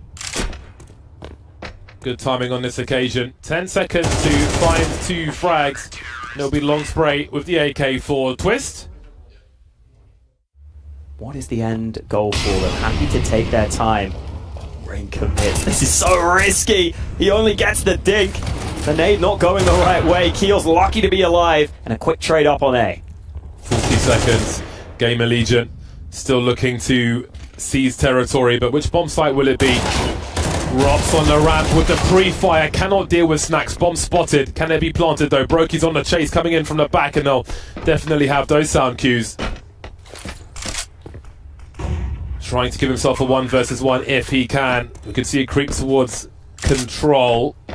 Brokey crosses to a safe angle. Looks like he is okay. And Kios goes up with the bomb as well. Gamer Legion don't have a massive amount of money. A massive spread across the map, but Kios able to get down these vents. And then A-Core finally having a bit of impact. Spots Twist looking for info. So I think it's a good test for Gamer Legion. I think it's a worthwhile risk to take. Especially considering they've been struggling. Okay, only the 1 dig in this round, but Rops is making it sing early. Oh, that is going to work for him. Another kill from Rops. Could this round really be possible? Oh, no! Okay. Oh my god. Oh, Rops, what are you doing? Stop fighting him! Just leave. At this point, he could focus on staying alive, but he's still trying to just kill time. Confident around that molly as the remaining 2 are now by T-Red. Oh, Rops! Showing some mercy to Gamer Legion in this one. It's still only USPs though. They might not even win this, although hang on, Twist has an AK, he's wrapped in behind. Oh, aim punch awkward. But in comes the USP, Carrigan denies, and it's up to Volt. He can't save it. Carrigan wins the round for FaZe, but that is all about that man, Rops. Cold-blooded. No response from him, no emotion whatsoever. That man came to slay. Ouch. This one. Nah, man. I love that players are getting rewarded much more for knowing their lineups through these smokes. I think it's something these players are going to have to put a ton of time into. But Rain has still been able to spam through on occasion. Looks like this time it won't be working for Rain. And now they've heard the spam, they'll start to move in. Keos wrapping around, Rain can't help. It's Twist alone on the A site and he's been dealt with. But Brokey arrives on the rotate. Again, battle mode for Brokey. Doesn't win the duel on this occasion though, as Rops gets into position with the AUG. 1 versus 3. No kit in sight for him. Spots Keos there. Can't finish off the wall bang.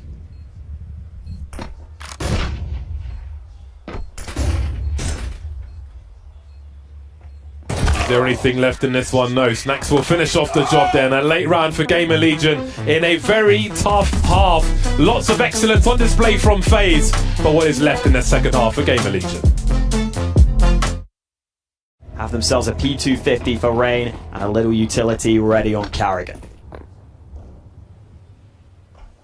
FaZe still favoured on the odds. Oh wow, this is just head off. Sending it with mixed results, to put it mildly. Oh, not mixed anymore. Oh my god, the drive-by. Wow. Alright then, well that was brief. That was a very brief pistol round indeed. I didn't even, like some, oh, don't leave him hanging, don't leave him hanging! Okay, some of these rounds. Have a look at this smoke. Yeah, that extends down. Oh, Snacks just got run over the top of. He'll hear that. He'll get a freebie. Rock's now playing outside Squeaky, but he's denied as well. There'll be a window made though. Opportunity. Oh, Carrigan finding another one around this A-bomb site, looking for a third kill, but Isaac will be able to trade. 2v2. Fast moving round again. Minute 15 for FaZe to pick where they want to go.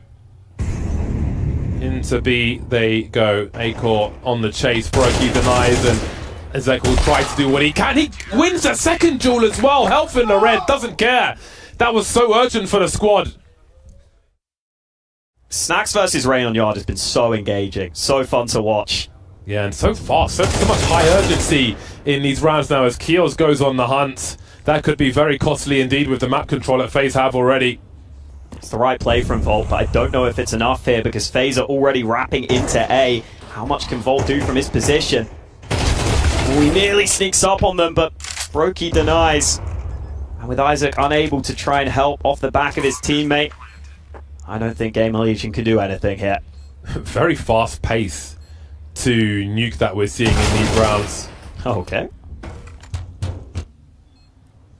And again, I'm sure with Rops in tow, FaZe are going to have many interesting smokes. All these nerd smokes we're seeing on YouTube, I can't imagine what Rops' bookmarks look like. Out of context, that's wild.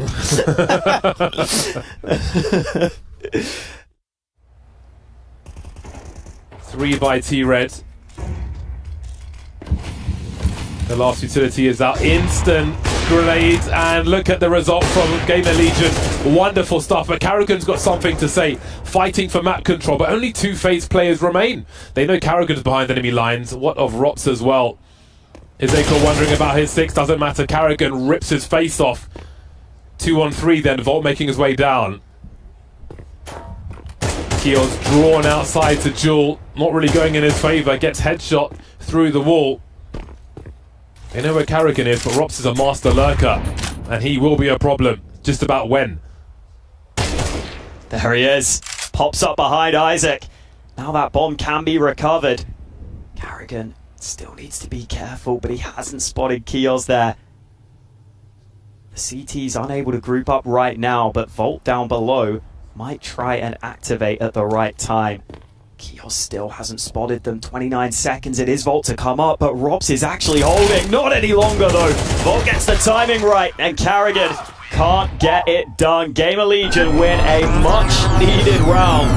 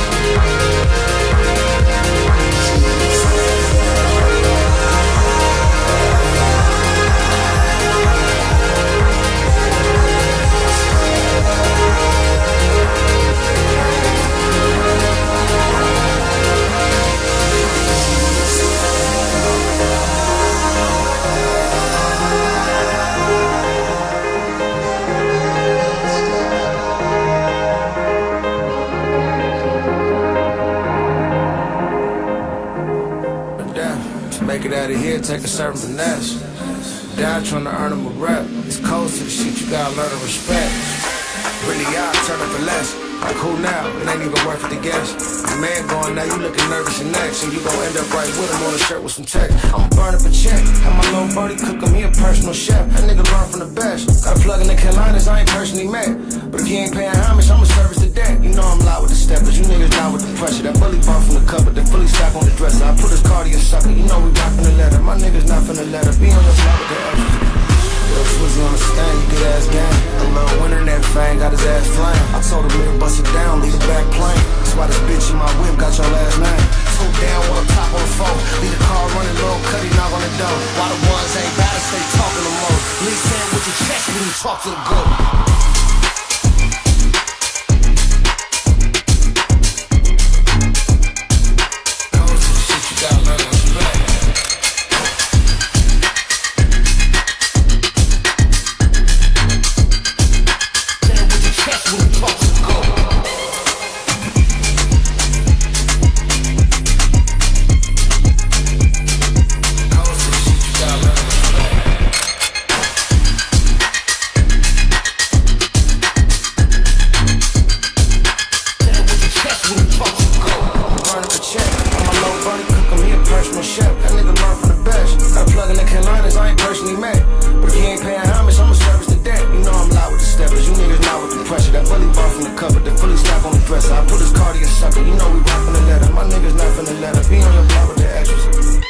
Twizzy on the stand, you get ass gang. A little winner in that fang, got his ass flame. I told him to bust it down, leave the back plane. That's why this bitch in my whip got your last name.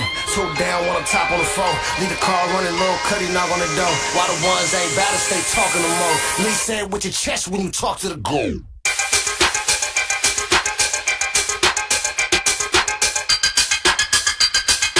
Cold to the shit, you gotta learn to respect.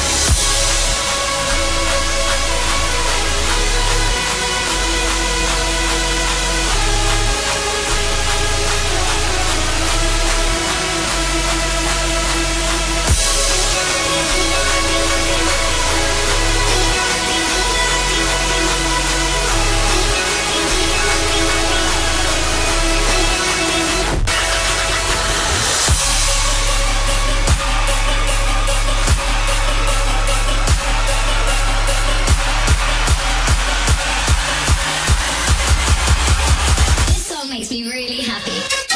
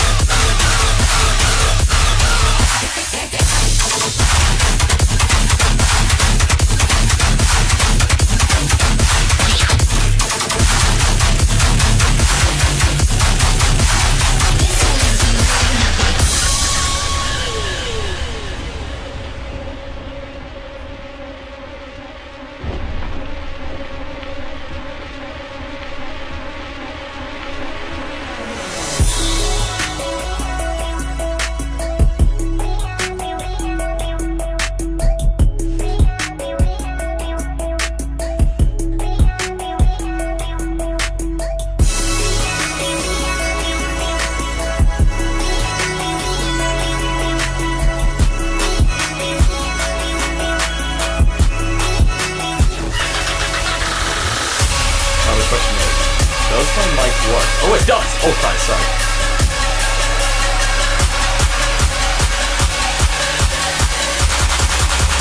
This song makes me really happy.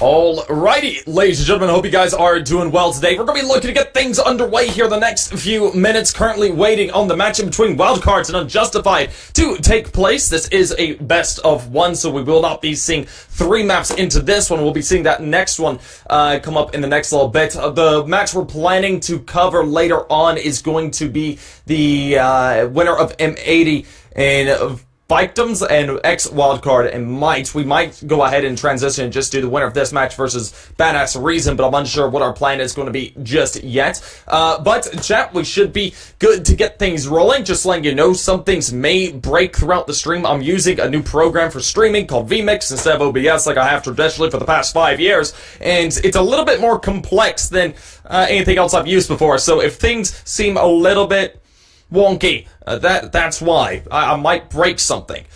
So just keep that in mind while we might have some issues on stream later on. So far, we're good, though. Currently waiting on the IP to come through in terms of this matchup, but of course, we can go ahead and start to break things down. We did see the picks and bans already take place. We're going to be on the map of Ancient today and taking a quick look at these two teams. Of course, this is a bit of a different squad here for Wildcard, just joining as of late. The only returning player from the original core was Slight. Meanwhile, we have the additions of Sonic, Stanislaw, as well as Infinite and JBA there on that roster. So it's more of the Forsaken roster at this point, but it'll be interesting to see how they're actually able to play out up here. So I'm certainly looking forward to it, and I'm sure you guys are as well, because the map of Ancients is one of Wildcard's preferred maps. It's an 83% win rate for themselves. That's over 6 maps played over the past 3 months, while the side of Unjustified at 7 maps played with a 43% win rate. Of course, we do see Wildcard dropping most recently to Nouns that went 11-19 or 11-13 in the open qualifier there for Winnipeg. So it's a bit of an unfortunate turn of events for them, but they're going to be looking to reprove themselves here and now that they're under a new banner. So should be a good time here in the next little bit. Of course, we're just waiting for everybody to get ready up on into the server along with the IP for myself so we can get ourselves going. But we just got to wait on the ESCA admins for that sort of stuff. Also, so that's pretty much it. We should be covering a number of matches through CSTV coming up tomorrow for EU. I think that we're going to be using this channel and the B stream channel as well. I'm not sure if me or Dutch is going to be on that B stream. But we'll be looking to cover some good stuff coming up there, so please be sure to come check in for that, because we're going to have some good European Counter-Strike coming up here in the next little bit. Anyways, folks, we're going to throw it to a quick little break while we wait on these two rosters to get themselves into the server, and for me to get into the server as well. So we'll be back in just a little bit as we wait for everybody to get themselves on in.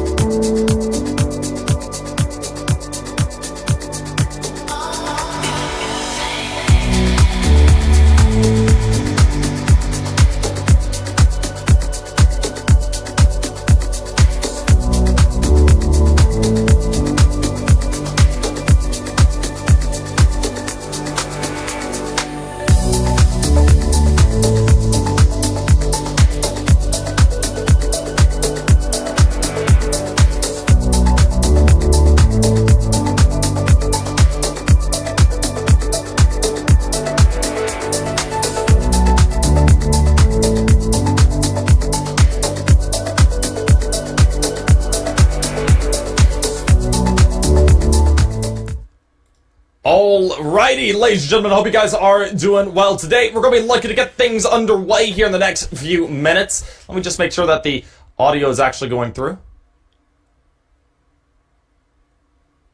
I actually have no idea if you guys can hear game audio. Can you hear game audio?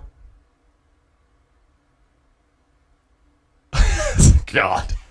Gonna lose it.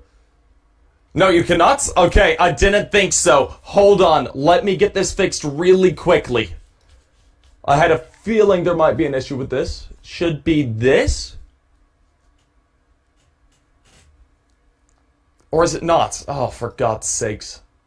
Anyway, shots are starting to come on through. We do see the initial engagement here from Infinite there for Wildcard as they're trying to get things rolling.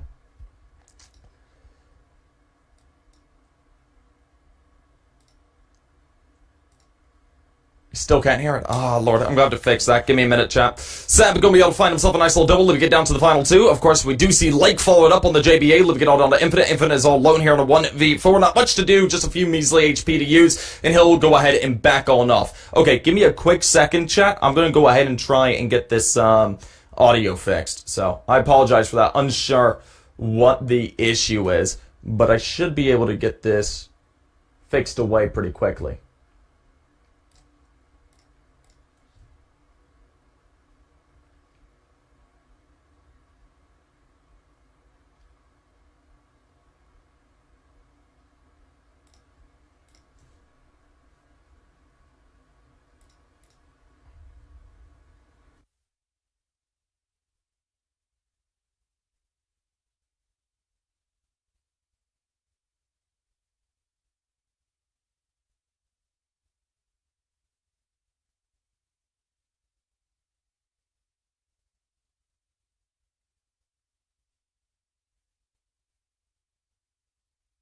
Well, that didn't work.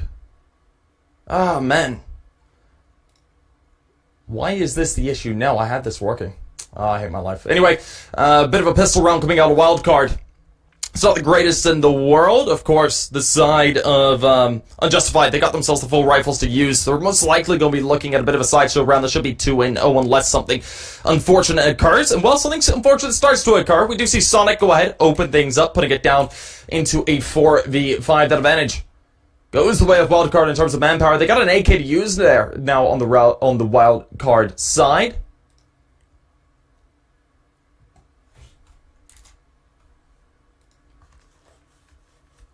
But as we do see shots ringing on through there, through the smoke, nothing connecting up for the time being. Now, I could expect to see that a save onto the rifle here for the side of Wildcard. That'll make the most sense. Just going ahead, carrying over what you can. And well, Sonic able to go ahead and eliminate Arcade there. Might be able to go ahead and get themselves a second rifle for free, but doesn't look like it's going to be the case. We do see Infinite go ahead and find out another. So really good damage done ultimately here, but no rifles carried over for the side of Wildcard, but still fairly good luck. And I'm trying to sort out the audio right now. I'm unsure why it's not working, which is incredibly annoying.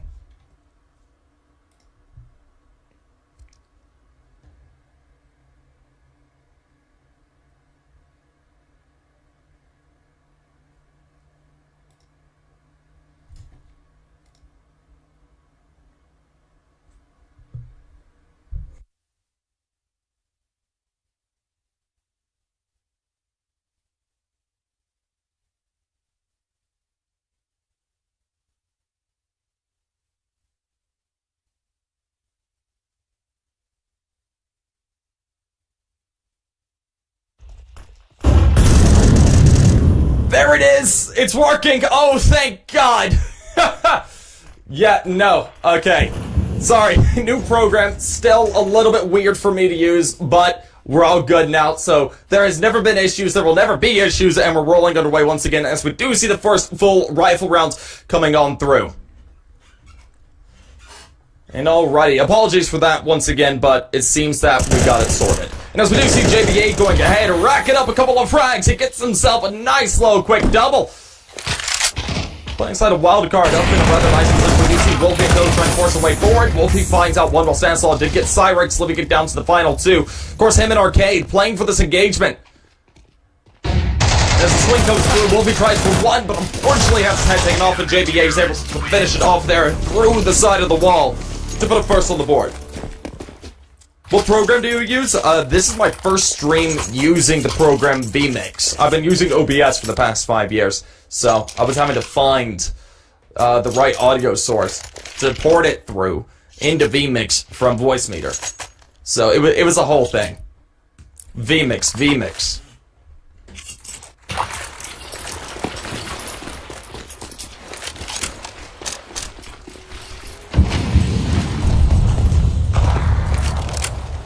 Now, as we do get things rolling underway once again, bit of a pistol round coming out here for the side of Unjustified. That's expected as they did drop that previous without too terribly much money in their bank account. Not going to have great loss bonus into the next, but they should be able to afford themselves a half buy to say the least. Maybe no Kalashnikovs. But they could be able to afford up some SMGs and Deagles and armor.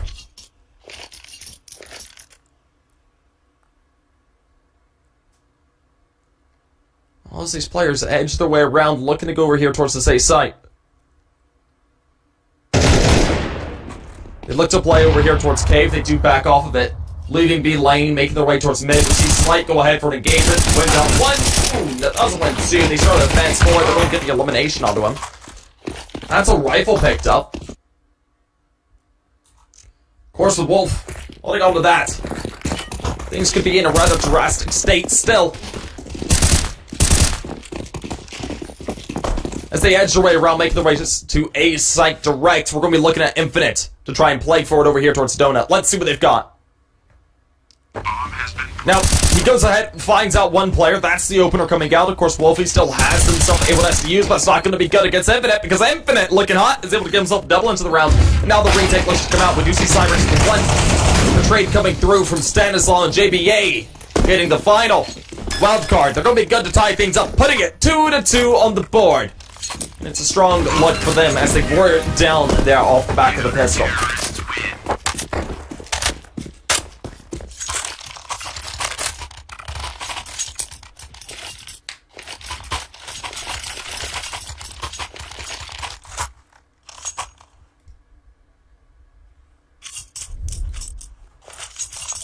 Also, chat, I need to vent about this for just a quick second because it makes no sense to me. OBS was using so much load yesterday that was causing, like, everything to lag. Like, CS was lagging on stream, which was incredibly annoying.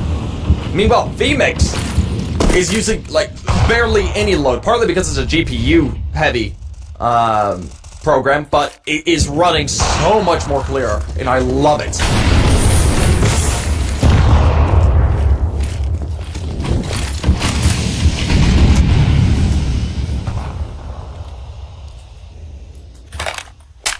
Anyways, we see them edging their way around, looking to possibly play over here towards mid. This is a full rifle round with an AWP included.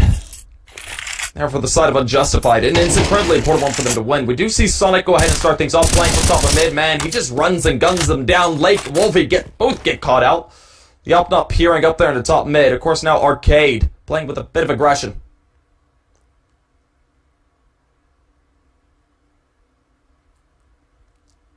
Looks to make his way over here through Donut. He's going to go there with Sonic, but of course Sonic, he's just on it. As it's slipped down into a 2v5. Man, these last two players here for Unjustified. He's a bit of a rough place to keep, but Seth's going to be able to start things off. He finds out Sonic ultimately. We'll see his wide out position. He's going to follow it up with a kill there on the Infinite, leaving it to hold down into the final three. We're going to see Stanislaw as well as Slight and JBA. Gonna play for an engagement, and oh no, Cyrix, man, finding out to the open there for Donut, bit of a mistake. We do see JBA go ahead and find out that kill. Meanwhile, Seth gets gunned down as well. JBA able to go ahead, finish the full house in between him and Sonic to put the side of Wildcard up at a third, going 3-2 on the scoreboard.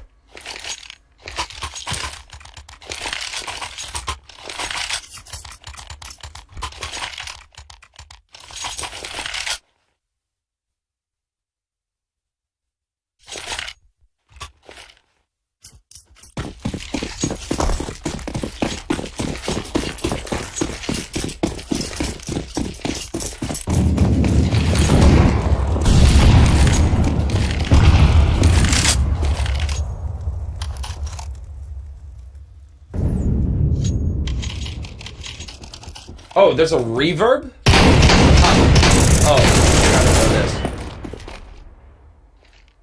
Okay. I should be able to fix that. Alright, that should have sorted it. I apologize for that. But the reverb should be gone. Potentially. I think it's gone. Yeah, sorry. Yeah, nope, had two sources. That's my bad. I'm still trying to get this program fully sorted out. Chat, I apologize for any tech stuff. But, you know, I'm not used to using vMix just yet. So there we go. Infinite. Simply close things out. I don't know, don't blame me. I've used... No! Zeri, I will tell you right now, I despise Streamlabs OBS. I think that program is dog. I think it's the worst streaming program. It is awful. It is the epitome of trash. So much bloat. Not worth it. Throw it in the trash. Get rid of it. Do not use. Terrible. Sorry. I feel very passionate about that. It sucks.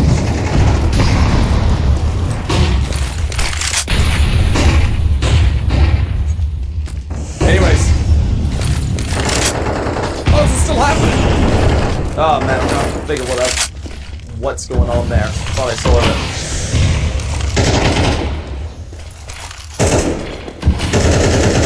And while has been 2CF5 is still on XM with the Silver Stanislaw playing aggressive over there towards B lane. That's meanwhile a lot of engagements coming up here through mid. Arcade already sneaking his way through orange room. Ooh, Slight gonna get caught here. Unaware. That mid was kind of seceded. Now as Sonic is going to have to be the linchpin into the round. Ooh, spamming early. Not going to get the right timing. They smoke just shy of the doorway. Gives away his positioning, smoked off. Now him and Stan last one standing as JDA is eliminated.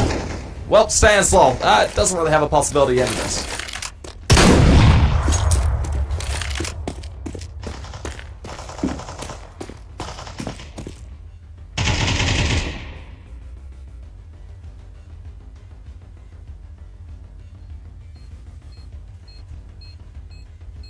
Well, as we do see the last man standing of Stanislaw, what can you do? Do you get yourself a nice little frag here, or does everything fall apart? Would be nice to go ahead and get one extra, but doesn't seem like it's going to be the name of the game. Maybe a rifle can be picked up. Run there. Terrorists win. Grab one for yourself. Of course, you do have plenty of money, plenty of funds for your team into the next, regardless.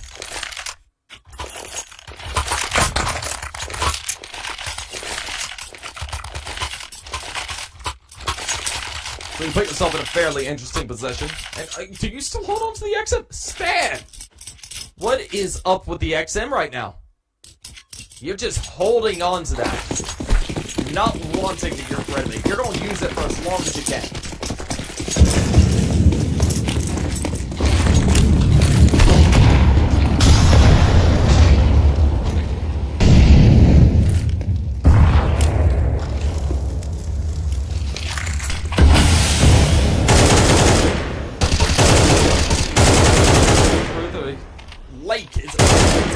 To find out JB is just spamming away through the wood as well as smoke. Try and get some initial damage off this. It's not going to be too possible to go ahead and re-smoke it. And yes, the HUD is trapped.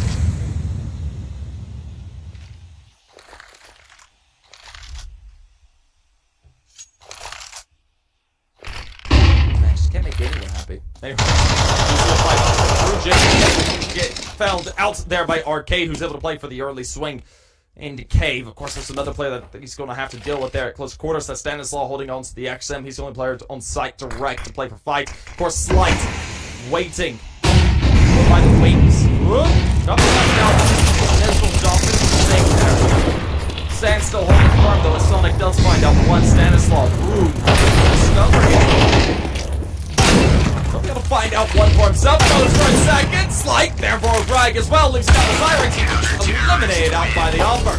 And alright, Stanislaw and Slight able to go ahead and find themselves the closers with the help of Sonic to go ahead and put a 5th on the board.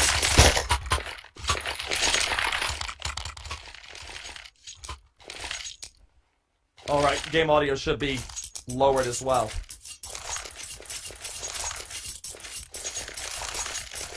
And yeah, we'll get a HUD working for tomorrow's streams. I haven't been using it because OBS has been causing too much load on my PC for some reason, but VMix is not, so I can. So we'll use a HUD tomorrow for you. Anyways, we get underway with another rifle round inbound here.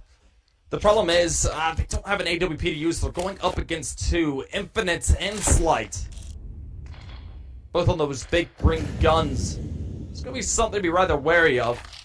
Now, it's interesting. WILDCARD have pretty much completely surrendered mid. There's no one to play for that engagement. Of course, we do see Remp looking to come out. They find out the initial with the help of the boost. Wolf goes ahead, finds out one there in the donut.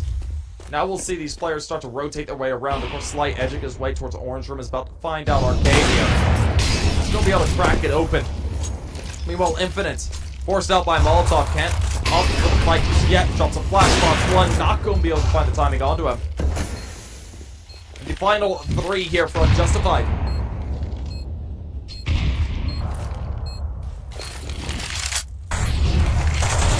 They're going to look to play for the hold. Cyrix able to start things off. Finds out one of the offers of Slight. Let me get down to JBA as well as Infinite. And Stan. They might be taking a little bit too much time for this retake. Of course, JBA is able to start things off. The exit starts to ring out, finds out one. Infinite goes ahead, tries to force a fight with Cyrix. Wins out the duel, but it's left all down to Stan. Stan gets another tag, but the time is up. And unfortunately, there for the side of WILDCARD, the retake not going to be able to go their way. Both the players fall, and a 4th is on the board. Bits of a weird round, chat, but it works for Unjustified to bring within 1 of a tie.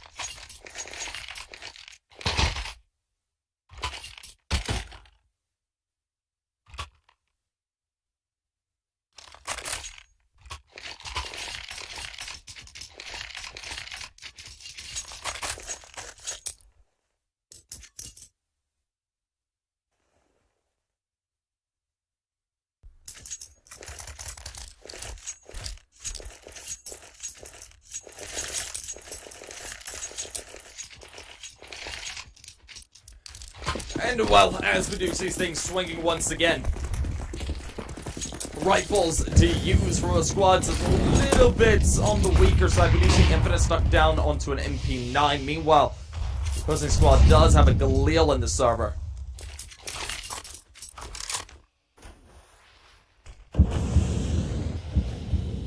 And as the initial fight is looking to start here with JBA playing over here in the cave, he might come into confrontation here with Lake in just a moment.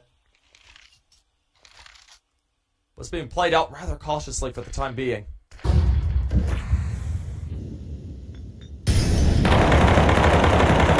As a bit of spam comes out. Nothing connecting up for the time being. No damage done here. We're going to see Slight go ahead and start things off. That's over there towards mid. And we're going to see the engagement over here on this B site start to begin as well. Of course, the player to watch out for is going to be JBA. He's holding firm there in the cave. The front fight starts there. Ooh, Seth going for an early swing. He's going to find out one for himself. Of course, we do see Lake roll it up, leaving it all down to the final 3 there for WILDCARD. They're into a bit of a rougher position. And Stan! Stuck! Oh, an enemy! Oh, no! Stan! God, that was sad! Anyway, it's left all down to the final man. It's Seb. He's alone in a 1v1 up against Slight. Slight goes for the no-scope, doesn't find it. That was a thing. I don't know what that thing was, but it was a thing. Oh, dear God. Like, come on. Like, look at the minimap. You should have known.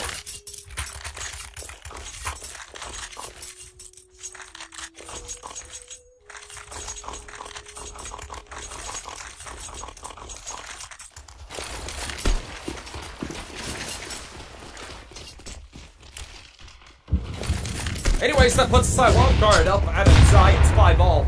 And it's USPS's to use for themselves. Bit more of a rough state than they would like.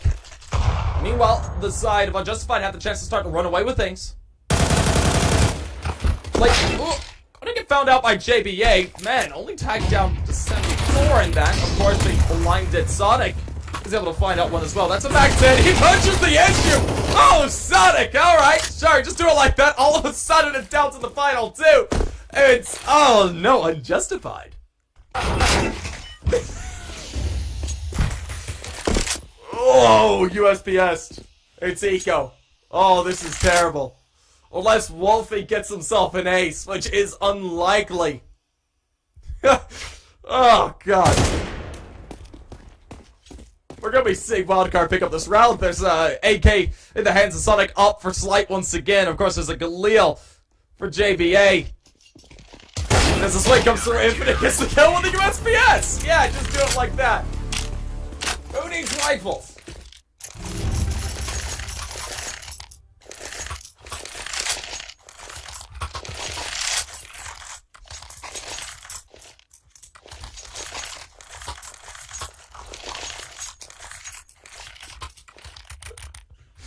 Bumblood, I saw your first message that got caught by Automod, and I love how you typed it out again to try and make it more appropriate for chat. Hysterical. Oh god. Anyways, we get into a bit of a fight, bit of a second 9 round with Deagle. Cyrix able to find out his teammate and Sonic puts it down into a 44. Of course, the occasional Infinite looks to come out.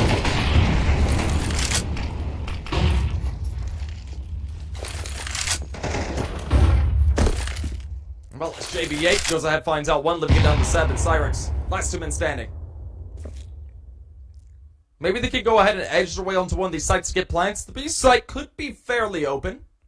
I doubt they're going to know he's over here towards CT spawn, so just sneaking his way around is going to be the name of the game. There is a player starting to give chase. That's the man of Infinite. And, ooh, Seb, you just need to dip. You need to get towards site. Don't let Infinite catch up to you. Comes down to timing now. Oh! Yeah, there we go. Infinite gonna spot him out. He'll call it. But I found the bomb, guys. Don't worry, I got him. And finishes it off with JBA finding out the final, putting a 7th on the board for Wildcard, able to go ahead and convert the half successfully in the final round of the half. Oh, and they saved as well. They half bought. Oh, they forgot it's MR12. Oh. Good morning, Saki!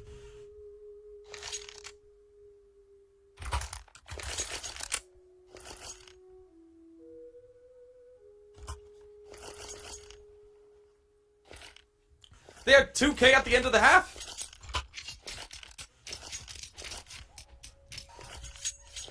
Oh, no. They had no money? That must have been money that came in after the end of round. I thought that it just zeroed it out. My bad then. My bad.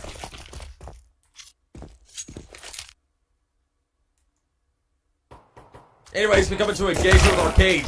Being found out almost immediately by Sonics to go ahead and put down some pressure over there towards that A site. Well, this Lake just spams away, hoping for a timing shot. I think he might have landed a couple of tags, but Seb is going to be able to find out a frag. That's an opener. For the retake to come out here in a 4v4 fashion. A little bit of utility. Yes, Lake finds out one. Infinite is there for the other. Trades it down into a 2v4. Him and Sonic got to go ahead and try and pick up the pieces. They go ahead and push on the Sonic. But Infinite able to save his life for the time being. Is left into a 1v1. Of course, playing the blank for the fight here might not be the right call, but with both these players low, he's able to go ahead, take off the head of Cyrix. He isn't aware of how low this final player is. Lake just going ahead and sitting on the bomb, but unfortunately, oh! Time! It works! I didn't think it was. Alright, sure, do it that way. Infinite did get the final frag, but Unjustified take the round. Man, talk about being saved by the bell. That's 6 of 7. Must have had a kit. I didn't think he did. I didn't see it.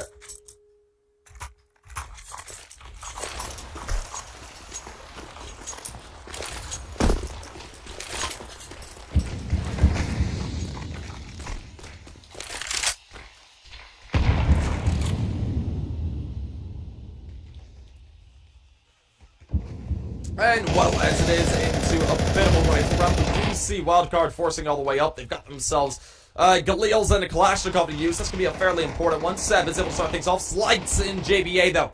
Go ahead and trade it back. Thick and fast, living it all down to the final 3. Cyrix is going to be looking to try and pick up the pieces if this does head over here towards ramp to the B site. One thing to note is they've abandoned the bomb, but we see a bit of a